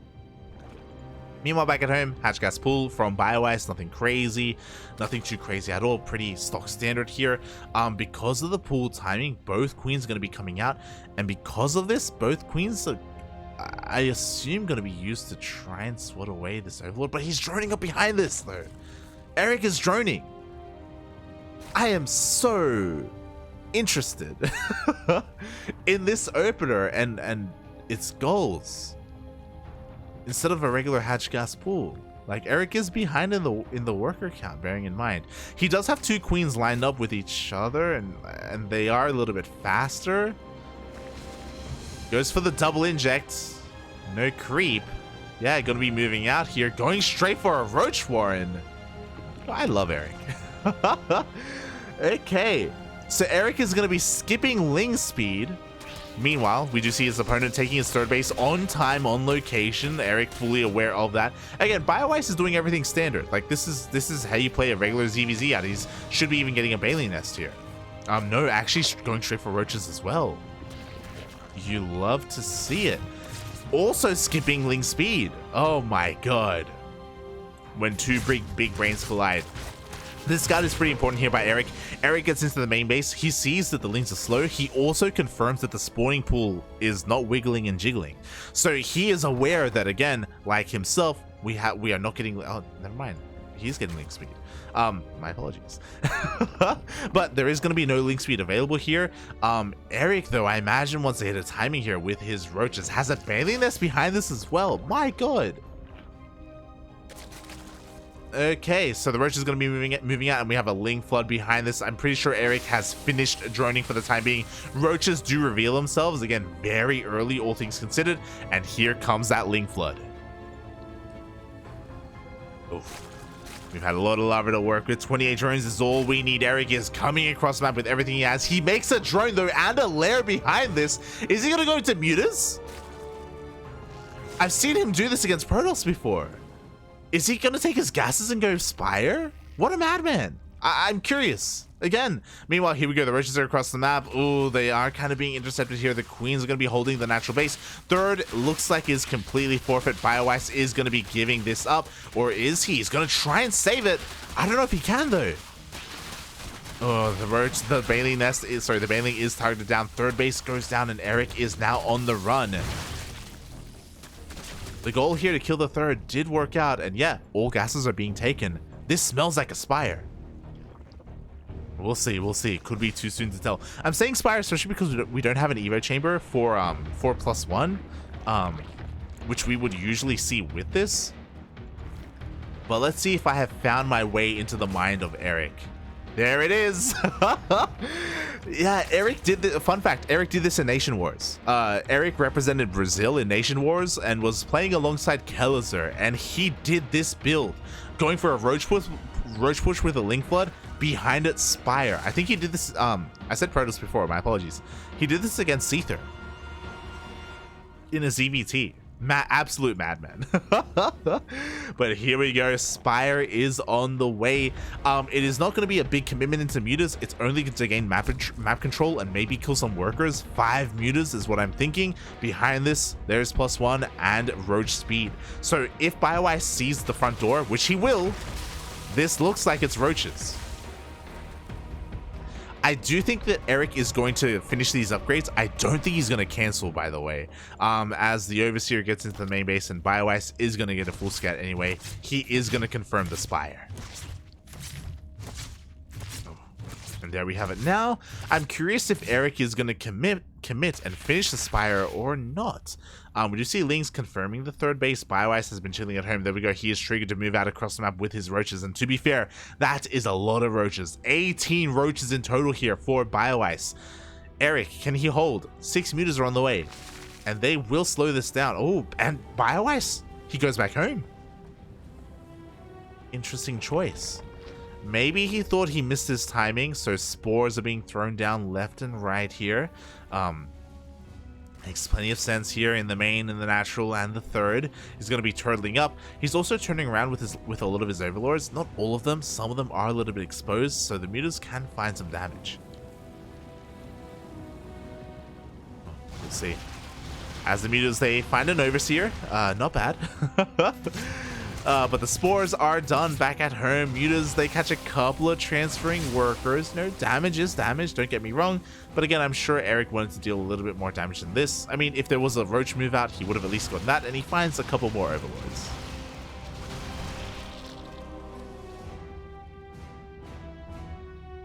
I'm a little bit worried though, because Bioice, now that +1 is done, he's working on +2. He's working on tunneling claws as well. Ooh, Erik does find a queen in the main. Not bad. So finding a little bit more damage here and there, going into his own roaches. There's +2. So Erik isn't too far behind in the upgrades. He's behind when it comes to the roach overall capacity, like kind of what they have available to them here. Like with burrow and tunneling claws, Bioice, there's a way to kind of avoid all these mutas go across the map and harass those mineral lines. I am a little bit concerned here for Erik, especially because Bioice has not stopped teching. Infestation Pit and a Hydroden as well. I think Bioice is a little bit concerned that we're going to see a big commitment into the mutas. We see that it is still only 7 mutas here, and we're going back into roaches. Bioice isn't really privy to that information, so the Hydroden is going to help out a little bit. Oh, as he almost loses a muta there. Almost a target fire, not quite there for Bioice. Oh, mutas have to be careful not to be left idle. Oh my god, bro. Dropper Lords! Oh my god! We have a Doom drop to go into the main base at the same time. We have Tunneling Clawed Roaches moving across the map as well. Roach on roach action. What do we have at home to defend? Almost nothing. We have a handful of roaches. Only a handful, by the way. And the mutas find the roaches in the middle of the map. Oh my god. Bioice, his roach run by does nothing. At the same time, drop lords get into the main base. We have hydras, but hydras are not what you need. The roaches, they get straight into that mineral line. They dive on top of both queens. Hydras and roaches will eventually clean this up, and ooh, a little bit of an awkward engagement here from Erik. He will have to pick up. He will have to get out. But oh my god, the target fire! The overlords will barely get out. At the same time, here comes that main push. 3rd base left completely exposed. Erik is pulling Bioice apart right now. He gets into the 3rd base. At the same time, mutas get into the main. There is still a spore here, so the mutas have to respect that. But 19 workers have gone down. Erik taking a massive lead in those workers. Even catches a couple of hydras. Oh my god. How is he doing it? I feel like these mutas could be at least killing the gas guys, I'm not gonna lie. But they go for the spore instead. The main base is forfeit as well. Erik, he finds the 4th. The 4th is gonna go down. We see a cancel. And Erik with his peculiar opener going for the 15 hatch. Going for the fast roaches into the mutas, into the roaches again. Oh my god, it's been amazing. Finally, the mutas are forced back, but Erik, he's back with a vengeance here at the third base. No mining, by the way. The hatchery is getting a little bit lower. It looks like the gas guys is going to be going down, but there we go. We have the target fire on the base itself. Ooh, Erik forced back. To be fair, he doesn't have to kill this base. He is so far ahead in the workers. He's done so much. We have one base mining here for Bioice. That is it. That is all he has. Erik doesn't have to force himself here. He just keep making roaches, and that's exactly what he does. And now that the harassing force has been cleaned up, he can move out with everything he has. Erik is ahead 60 supply. And Bioice was taking up a little bit too quickly. He's trying to get into lurkers right now. And lurkers are great defensively, but there's only one, soon to be two. We have detection because of the burrowed roaches. It's not even gonna matter. Ay ay ay. Here we go. We got one lurker in a dream. The dream, oh no, he woke up, the dream isn't real, it's not happening. GG gets called, and Erik takes game number 5, and the Ducklings take a lead in this series. GG, oh my god. Well played. With that, it is now Bioice's pick.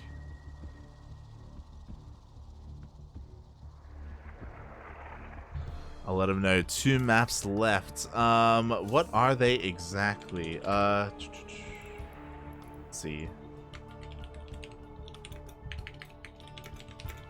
Moondance and Cosmic Sapphire.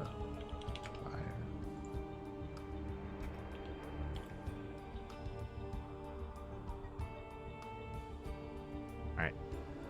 Just letting them know. 2 maps are left: Moondance and Cosmic Sapphire.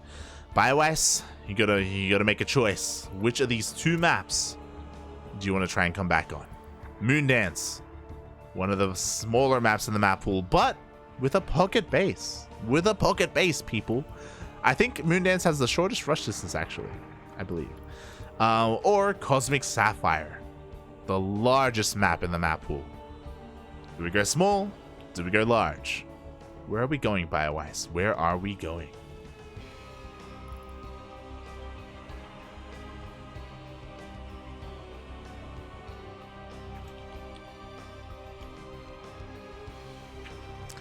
And it's gonna be Moondance. Ooh, interesting. Okay, okay. He wants the small one.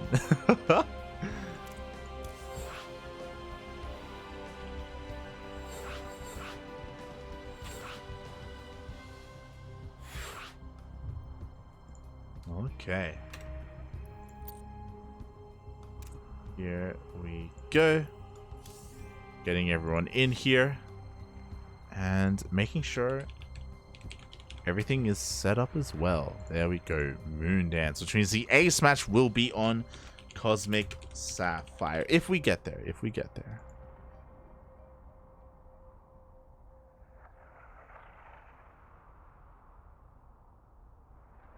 Now, I have to double check the rules. I think the ace match is optional, right? Or do we play it as well? I don't think the ace, I think the ace match is only played if need be, right? If I'm not wrong.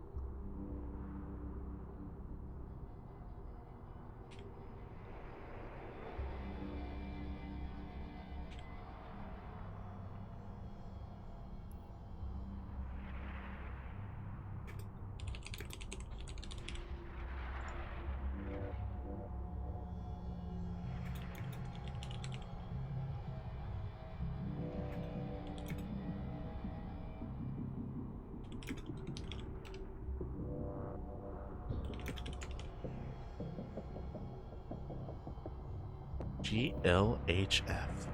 Here we go. Oh boy. We are diving into Moondance, and this is one of the unique maps with a pocket base. Let's go.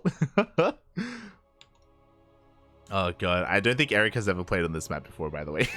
He's never played. Ah.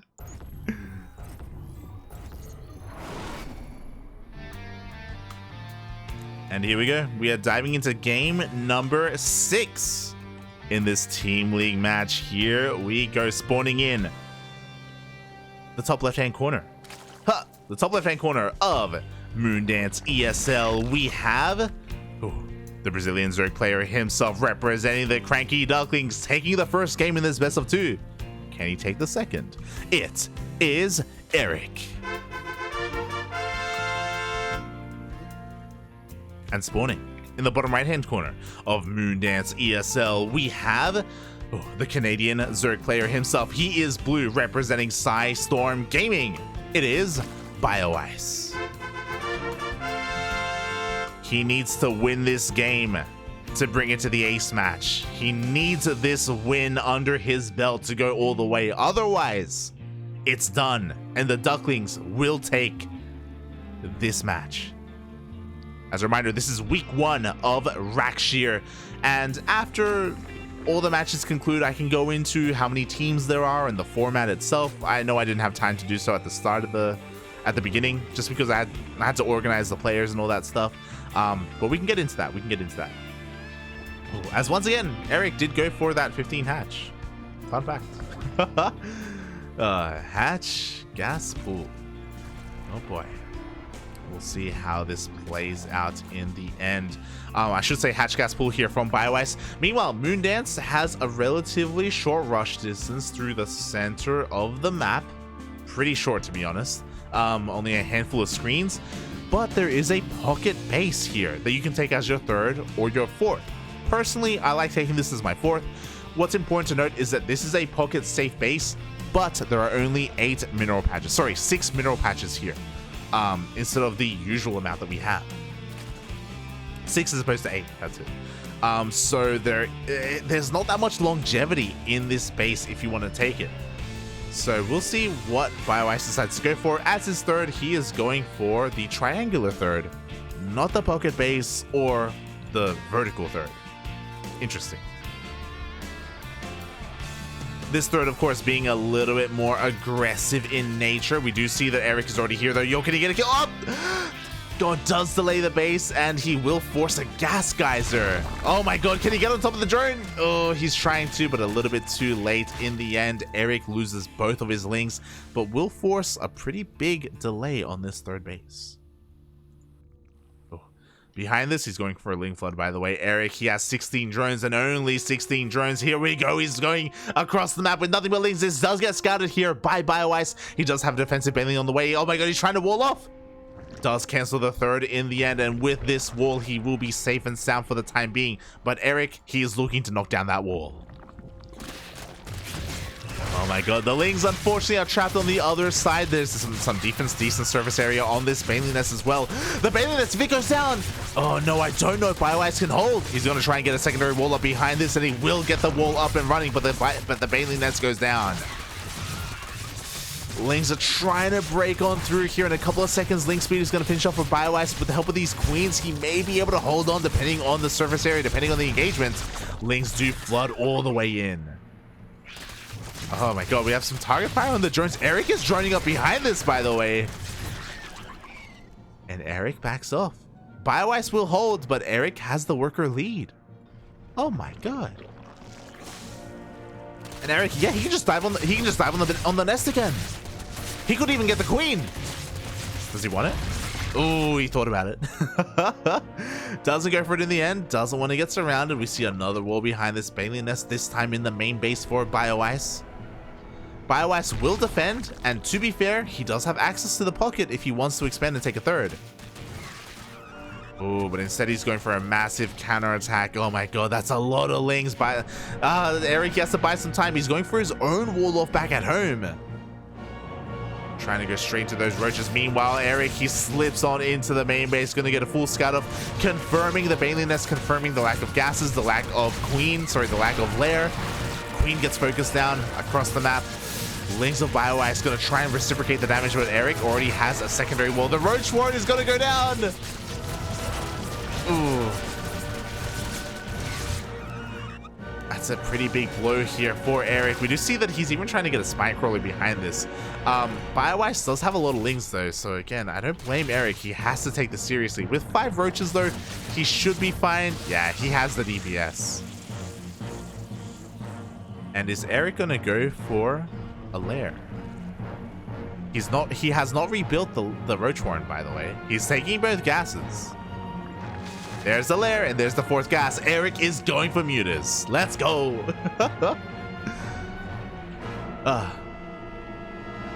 You love to see it, mate. You love to see it. There is only 1 gas geyser in that pocket base. Bear that in mind.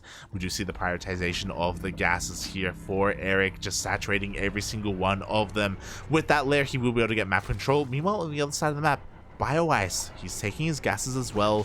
He's going for his own lair, but with +1 range and a roach warren, he's probably just going to go for roaches. He probably isn't going to go for a spider. And Erik takes the pocket. Not as useful to Erik just because there's only 1 gas geyser, but it means that he doesn't have to deal with this wall. I kind of like this, not gonna lie, just because of the situation that we're in.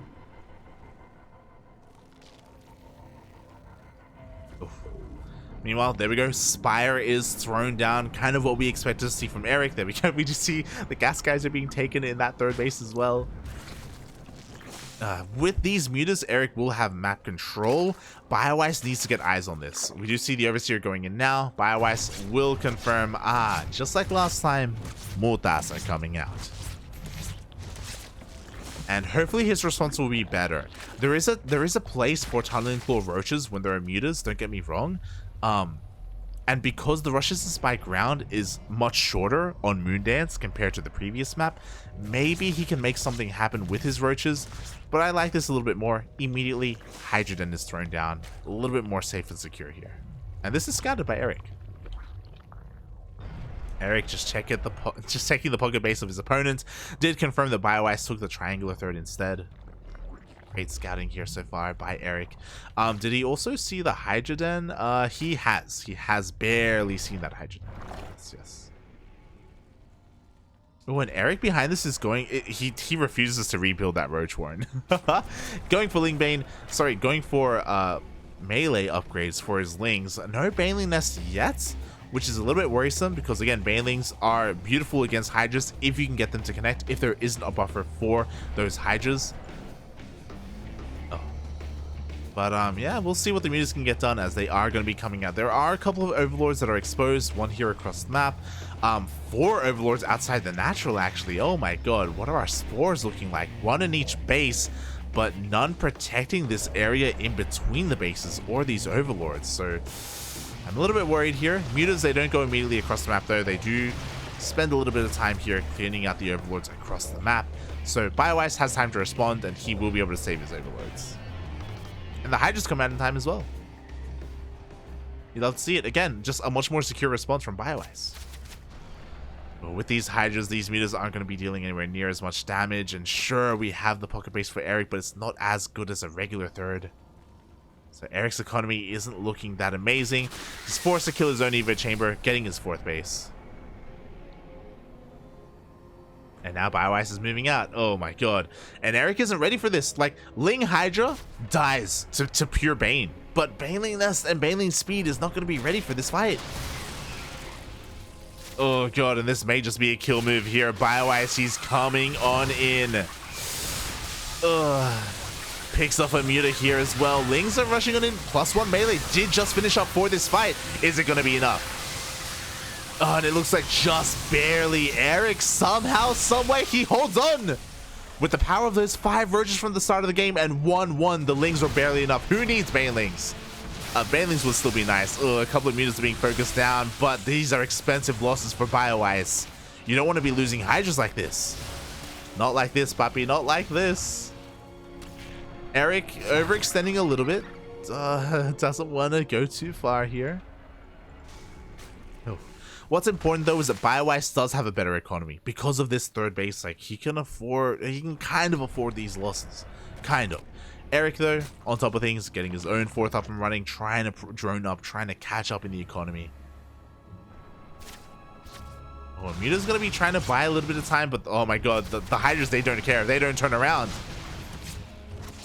Decent supply look here for Bioice, but this Hydra army is devastating. The Baneling's gonna be so important, but they're slow Banes.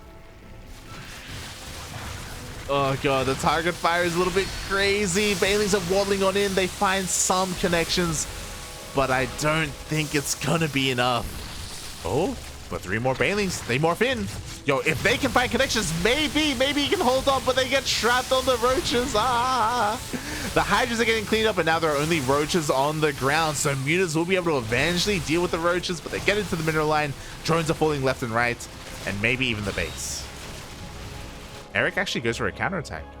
Bold move, Erik, bold move. He has completely given up on this fourth. And the Ling counterattack isn't going to be enough. He's going to find some units, but I think there are going to be enough Hydras. Yeah, there are enough Hydras here to defend. Oof. Erik in dire straits. He's being forced all in right now. He does not care about his economy at all.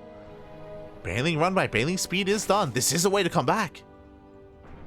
But can he survive the counterattack? That's kind of the big question here. Oh boy. We shall see as Roach Hydra is knocking on his front door. Oh, the Queen goes down immediately at the natural. Banelings, they roll in, but we have a reaction from Bioice. He's going to be able to pull the boys away. Is it going to be in time? No, it's not. Oh, 5 drones go down. That's not really what we wanted to see. The Mutas are going to be enough here to deal with the Hydras, but we've seen this before. Even though Mutas will eventually clean up all these roaches, the economic damage is devastating. There was a lot riding on that Baneling run by, and it just isn't going to be enough. Bioice, he takes down the 3rd base. And Erik down to half the worker count. There's no way that he's going to be able to come back here. I mean, he's still making more Mutas and more Lings. And to be fair, if he does somehow clean up this mineral line, maybe he can come back, but... oh god, GG gets called, and Bioice does it. He does it for the boys. For Psistorm Gaming, he takes game number 6, and we are going to the ace match. Oh my god. We're going all the way, people. We're going all the way.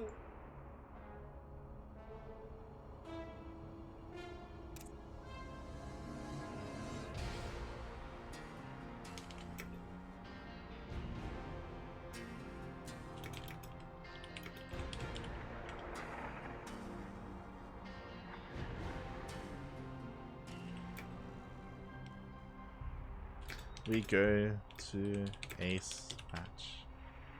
Are you keen? The map will be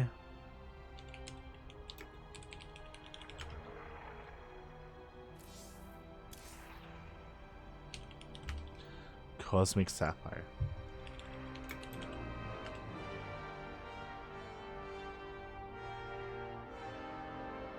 All right. We have an ace match, people. We have an ace match. So the way that ace matches work is that we can field any player that played today. They have to have played, though. They cannot just be on the roster. So we have Vindicta, StarDuck, and Erik. Oh, actually. Hold on. Are you free for ace? Or are you...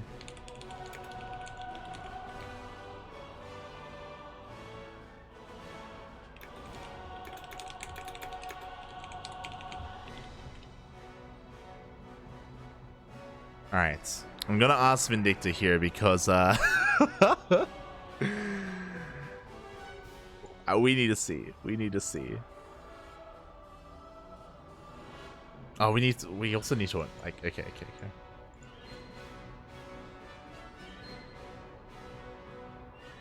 I'm pretty sure Vindicta isn't available. All right, here we go.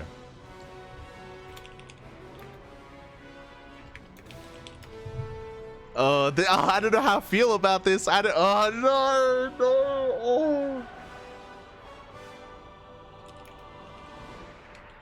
Good luck, papi.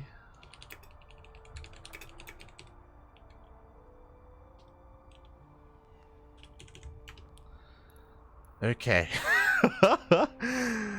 Ooh, we have our players, and I'm worried here for our boy because this is not a matchup that he enjoys.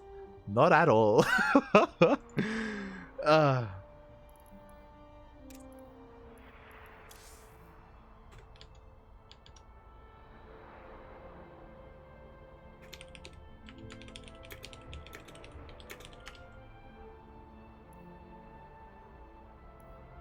For those wondering, Vindicta is not available because he's actually getting his booster shot at the moment. That's why we fielded Vindicta first, because we knew that he would be unavailable. So usually I would field Vindicta at the moment, but he isn't here, so Erik has to step up. Erik has big shoes to fill. Vindicta cannot be a part of this. Erik, you gotta do it, mate. You gotta do it for the boys. Oh boy. Here we go. Ah, I'm nervous.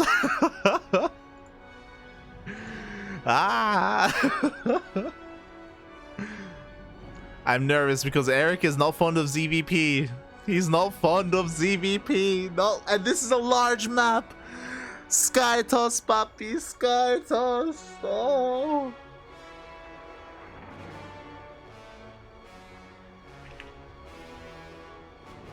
Not like this. Alright, come on. I believe we can do this. We can do this. We are going all the way to the ace match. We are going all the way to game number 7. Adonminus versus Erik. Okay.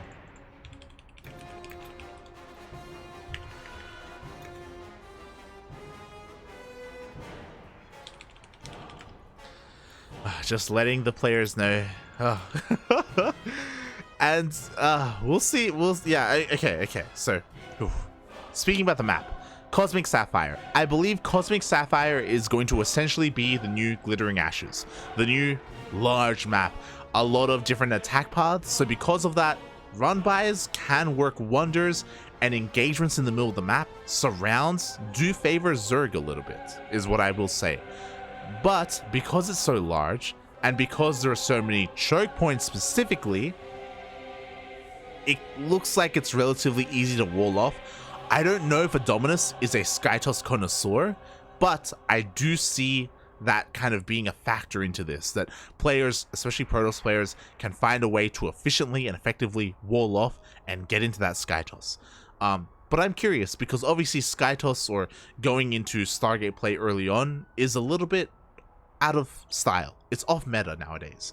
Most people are playing like Hero, you know, going triple Stargate Oracle into Blink Stalkers. That's kind of the name of the game for PvZ nowadays. Is that how Adonminus plays? I don't know. That's the thing, right? I haven't seen much of him recently. I don't know if he has adopted that, or if he has some other way to play. Glaive Adepts are still a thing, right? Like DT openers can still be a thing. It's all possible. It's all possible. Oh, so we shall see. We shall see.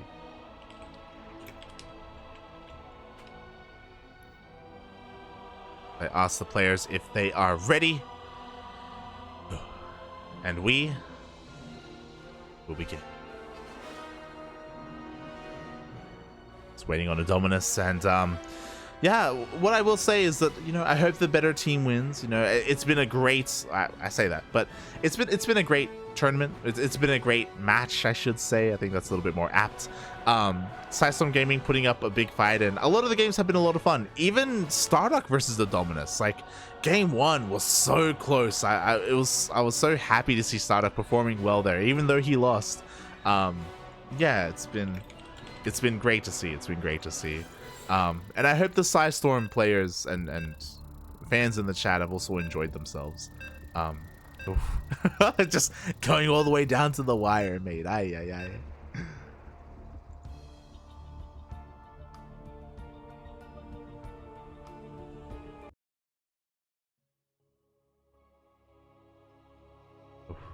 Caster, breathe. You guys, you can do it. Oh god, tell Vindicta to play telepathically. If only, if only. Alright, here we go. Spawning in the top left-hand corner of Cosmic Sapphire ESL, we have the Brazilian Zerg player himself. He is blue, representing the CranKy Ducklings. It is Erik. And spawning in the bottom right hand corner of Cosmic Sapphire ESL, we have the Israeli Protoss player. He is red, representing Psistorm Gaming, the ace player. As we get a bit of a pause. Oh. Hopefully everything is okay. Hopefully everything's okay. Looks as if Adonminus is experiencing a little bit of lag. Just checking, we are on US East, which is the preferred server here for Latin America versus Europe.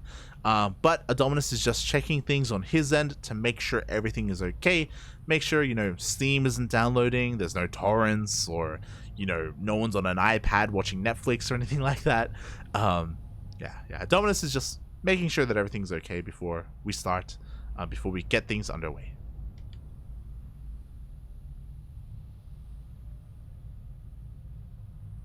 Adonminus is a Skytoss connoisseur confirmed. I hope not, Papi. I hope not.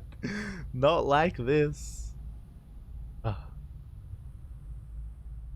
love to see the Charmander chasing his tail. Alright. Looks like the players are ready. Oof. And let's continue with the intro. Because I was interrupted. But spawning in the bottom right hand corner, we have the ace player here for Psistorm Gaming, the Israeli Protoss. He is red. He is Adonminus.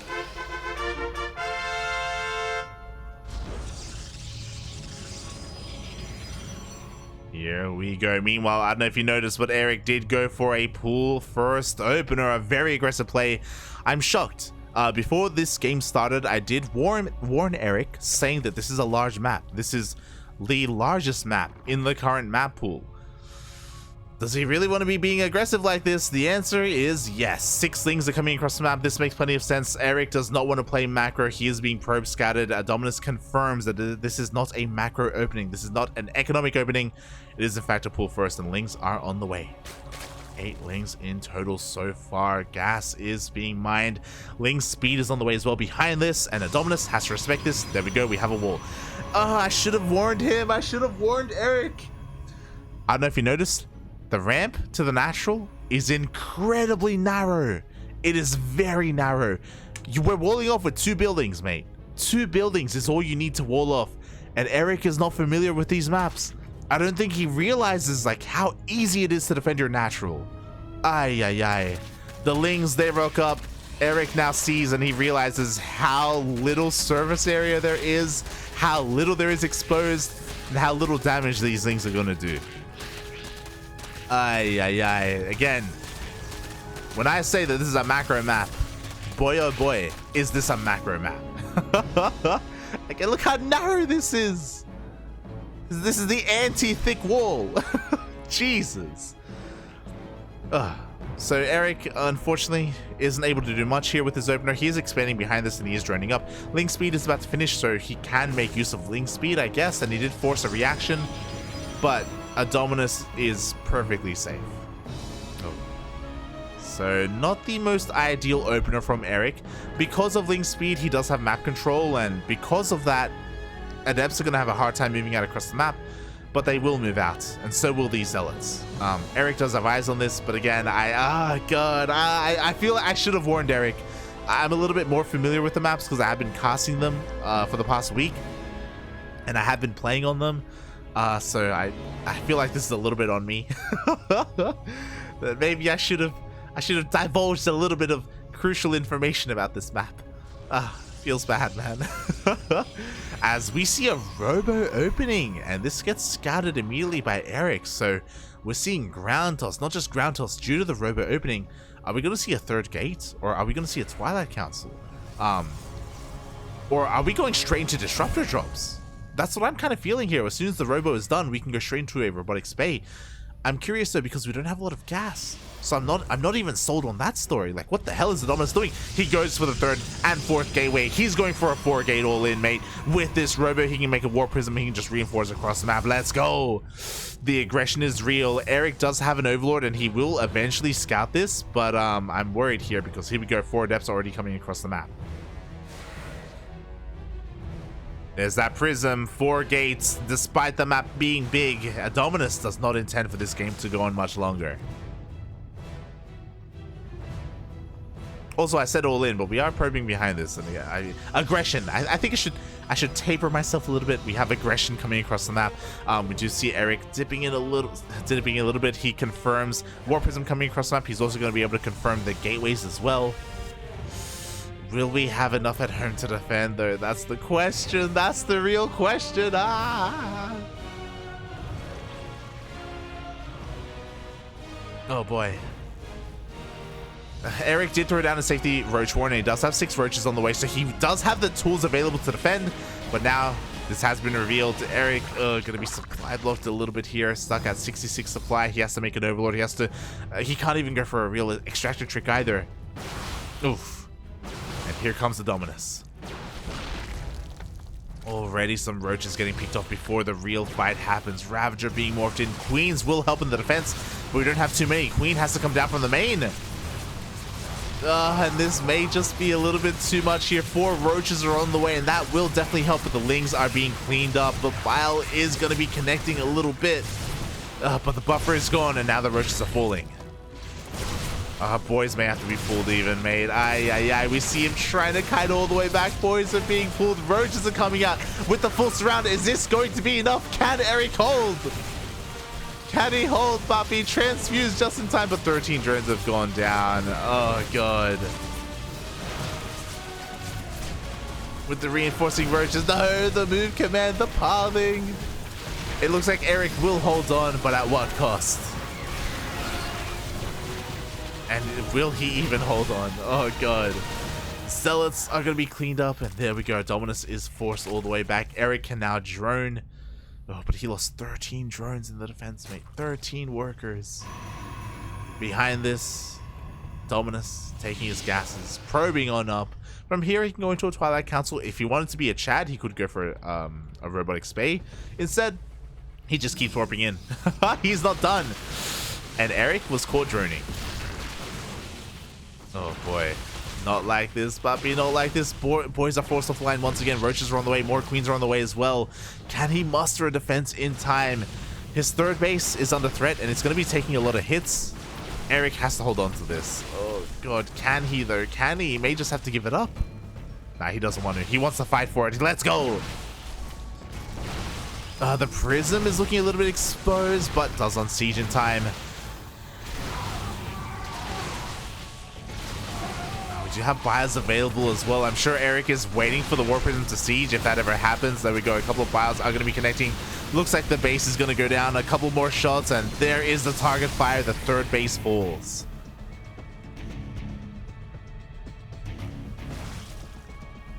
Oof. Erik not droning behind this, by the way. He is making nothing but links. He's going for a counterattack. Can he break this, though? Again, because of how narrow this natural is, I don't know if he can do much. The War Prism is across the map, and he may force a recall. With enough Ravagers, he can bust through. There is no shield battery, bearing in mind. Shield battery only just now started. But, like, because of the choke point, it's still so awkward to push through. Gonna try it anyway. Looks like enough time has been bought here for the shield battery to finish up. We have 1 Immortal. We have an Overcharge. Interesting choice. Doesn't go for the pylon. Actually goes for the cyber core instead. Adonminus forced to kill his own pylon to try and get on top of this. We have a lot of Ravagers. Oh, and the biles are connecting with the stalkers. The miracle biles are real. Oh, the Immortal almost goes down, but with the War Prism Micro, it looks like it's going to be good enough. The biles again connect with the stalkers. Can Erik do it? The biles have been insane. More biles are on. More Ravagers are on the way, I should say. Oh, God. Biles are going to connect, and the cyber core is so close to going down. He needs a little bit more, Puppy. A couple more biles. You can do it. And there they are. The biles will take out the cyber core and 2 of those gateways. The production cut almost in half here for Adonminus, but he has a War Prism on the way. He did go for that War Prism. Oh, sorry, for the Robotic Spay. Overcharge was already popped. Bear that in mind, but the first Disruptor is out. Oh, my God. Do we have the splits? Oh, only 1 Ravager goes down. The biles are connecting with the army, and it looks like the link surround is going to be enough. Erik, he's pulling it off. He's breaking through. One Immortal survived, but we have plenty of Bios where that came from, and the Bios are connecting here with the Zealots. Stealth are being morphed in because we don't have a Cybercore. He cannot morph in Stalkers. We have another Disruptor. Split, puppy, split. Oh, 3 Ravagers go down. That's probably the best shot that Adonminus could hope for, but even that may not be enough. As we do see the Ravagers break on through, the Robo is under threat. It is not going to finish up. We will not have a second Disruptor. GG gets called, and Erik does it. GG. Who needs Vindicta? We needed Vindicta, to be fair. He brought us to the ace match. Vindicta, he put in the work, but so did Erik. He takes the ace match, and the CranKy Ducklings will be the victors here in week 1.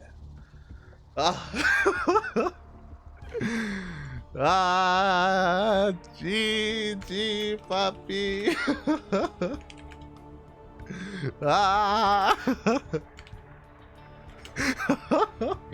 God, he does it. Erik takes the ace match. Oh my god, I was so concerned, mate, with the pool first, not gonna lie. I was like, mate, these links, this is not the way, this is not gonna do it. And Adonminus was doing so much damage with the counterattack, with that Warp Prism, right? When he was across the map, when he was killing all those drones, he was ahead in the economy, bear that in mind.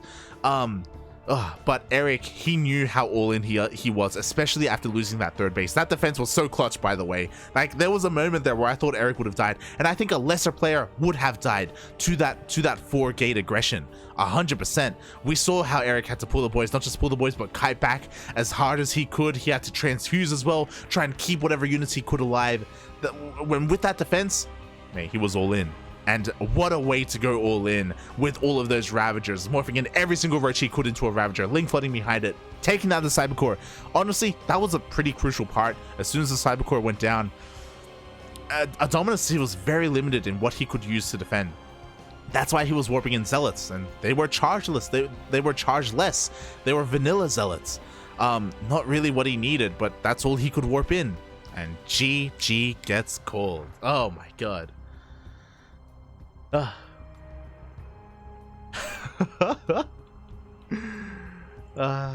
GG. Well played. My god. Well played, well played. Shout out to Driggett in the chat, by the way. I believe he's the manager of Psistorm Gaming after the acquisition of Exxon. So massive shout out to Driggett and all the other Psistorm fans in the chat. God. It was hard fought, but the CranKy Ducklings, we do come out on top here. We do start the season off with a win, and this is where I should speak a little bit more about the season. Exclamation mark B in the chat. If you guys want to have a look at the challenge page and the Wikipedia page, you can see all the teams that are competing. Alien Esports, Berserker Esports, CranKy Ducklings, E-Punks, Genesis Gaming, Hokago T-Team, Infernalis Esports, License to Kill, Platinum Heroes, Psistorm Gaming, Team Gold Masters, and Team Super. Some of the best teams in all of these regions, obviously not like the top tier, like there's no Korean teams, for example, there's no Chinese teams either. The way that Rak'Shir, the team league, works is that all these teams that are a part of it accumulated points in other team leagues, specifically Berserker Team League, and I believe it's called Caprulu Team League or something like that. It's a European-based team league. Berserker Team League being a North American-based team league, mainly. They do have an EU division as well. But yeah, there are those two team leagues, and based off of performance in those leagues, we accumulated points, and we have qualified for the grand finals, and that is what Rak'Shir is. Kind of the grand finals, the end game of the team league season for the year, basically. The CranKy Ducklings, we participated in Berserker Team League Season 3, I believe, if I'm not mistaken. The VODs are on our YouTube channel, and we got top 4. Didn't make it to the finals. We were close. But we performed really well. We made it to the playoffs, and we performed well enough to qualify for Rak'Shir. And that's why we are here. And again, you know, the CranKy Ducklings as a esports team, obviously we know ourselves, but I feel like internationally or outside of our little bubble, our sphere, we're not too well known. So this is like a good opportunity for us to really make a name for ourselves in a way. Players like StarDuck, Erik, Ryu, Vindicta, you know, they're all great players, and they kind of deserved a little bit of the spotlight. And we'll see if we can get out of our group. Again, if you look at the Wikipedia page, you can see the groups there. All those teams that I mentioned are split into 2 groups, and it is a round-robin format. So every single week, we're going to be facing another team, and we're going to be live on this channel casting that match. Best of 7s, mate. Best of 7s. So this week, we went up against Psistorm Gaming. Next week, we go up against E-Punks. The week after, Alien Esports. Week after that, Genesis Gaming. And the final week will be LTK, License to Kill. Pretty strong North American team, to be honest. So, yeah, it's not going to be an easy road. There are a lot of really good teams here with a lot of really good players. Let's be honest. You know, all these teams, they deserve to be here in Rak'Shir. And I'd be happy if we get out of the groups, to be honest. Like, playoffs is what I'm hoping. I'd be content with us making it into the top 6 teams of all of these teams. And I think we can. A lot of it will come down to availability, though. I'll be honest. I think everyone is aware. CranKy Ducklings, even though we have quality, we don't have quantity. Our team doesn't have a lot of depth, you know? I mentioned it before. We have 4 active players right now. We have Vindicta, Erik, StarDuck, and Ryu. 4. And we have to field 3 a week. So if teams want to try hard and want to prepare, it can be pretty easy to guess who we're going to field. I mentioned it before. Both Neo and Oreo are inactive. They're both taking a break from StarCraft, and they're actually both focusing on their studies. So because of that, both Neo and Oreo won't be a part of our matches.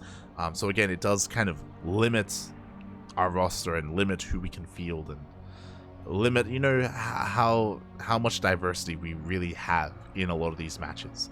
I would love to expand our roster, but you know, we don't really have the funds to do it. All our players are salaried for a reason. And you know, all the money that we make here on the CranKy Ducklings goes towards our Patreon and Twitch. It all goes towards our players and the tournaments that we run. So if you want to support us, and if you want to support our players, then consider subscribing or checking out our Patreon. Maybe some bits in the chat like Cricket did. All that money goes towards our players, and we do our best to support them. But yeah, expanding our roster isn't really a thing that we can afford at the moment, unfortunately. Maybe one day. Oh. And yeah, with that, I hope everyone in the chat enjoyed themselves. I know I did. It was a it was a roller coaster ride of emotions. I was really worried about the ace match. I was really worried about Erik's series, Erik game 2 specifically against Bioice. Wow. GG, well played. And if you guys want some of the replays as well, we will be offering, like with many other tournaments, replay packs for subscribers and stuff, that if you're interested. But yeah, GG, well played Psistorm Gaming, well played to Bioice, Adonminus, and Nicoract as well. 3 great players in their own right, and I wish you the best of luck, Psistorm Gaming. I wish you the best of luck in the rest of your games, and I hope to see you in those playoffs. You know, we'll be there. I hope you guys will as well. And with that, thank you so much everyone for tuning in. Again, we didn't really do the best job promoting this cast and promoting this event. We didn't even tweet about it or post on our Discord, just because it was a little bit impromptu and we weren't properly set up for it.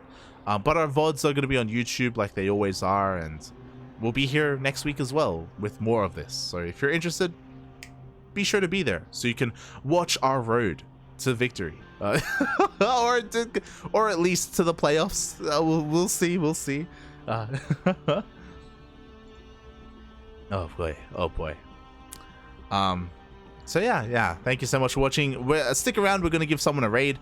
I don't really know who is streaming right now. Who can we give some love to? Bang is streaming. Disc is streaming, Coconut Games is streaming, Berserker Esports, they're streaming their match. I'm tempted to raid them. We'll see, we'll see. Who else is live? Kaden is streaming. You know what? We'll give some love to Berserker Esports. They're casting their match. I think. So of the same tournament? Question mark? I'm not entirely sure. No, they're doing something else. Never mind. Never mind. Never mind. We'll raid someone else. But so yeah, thank you so much for watching. Thank you so much for the support, and we will see you guys for our next cast in a couple of days. Until then, ciao. Ciao, ciao, ciao.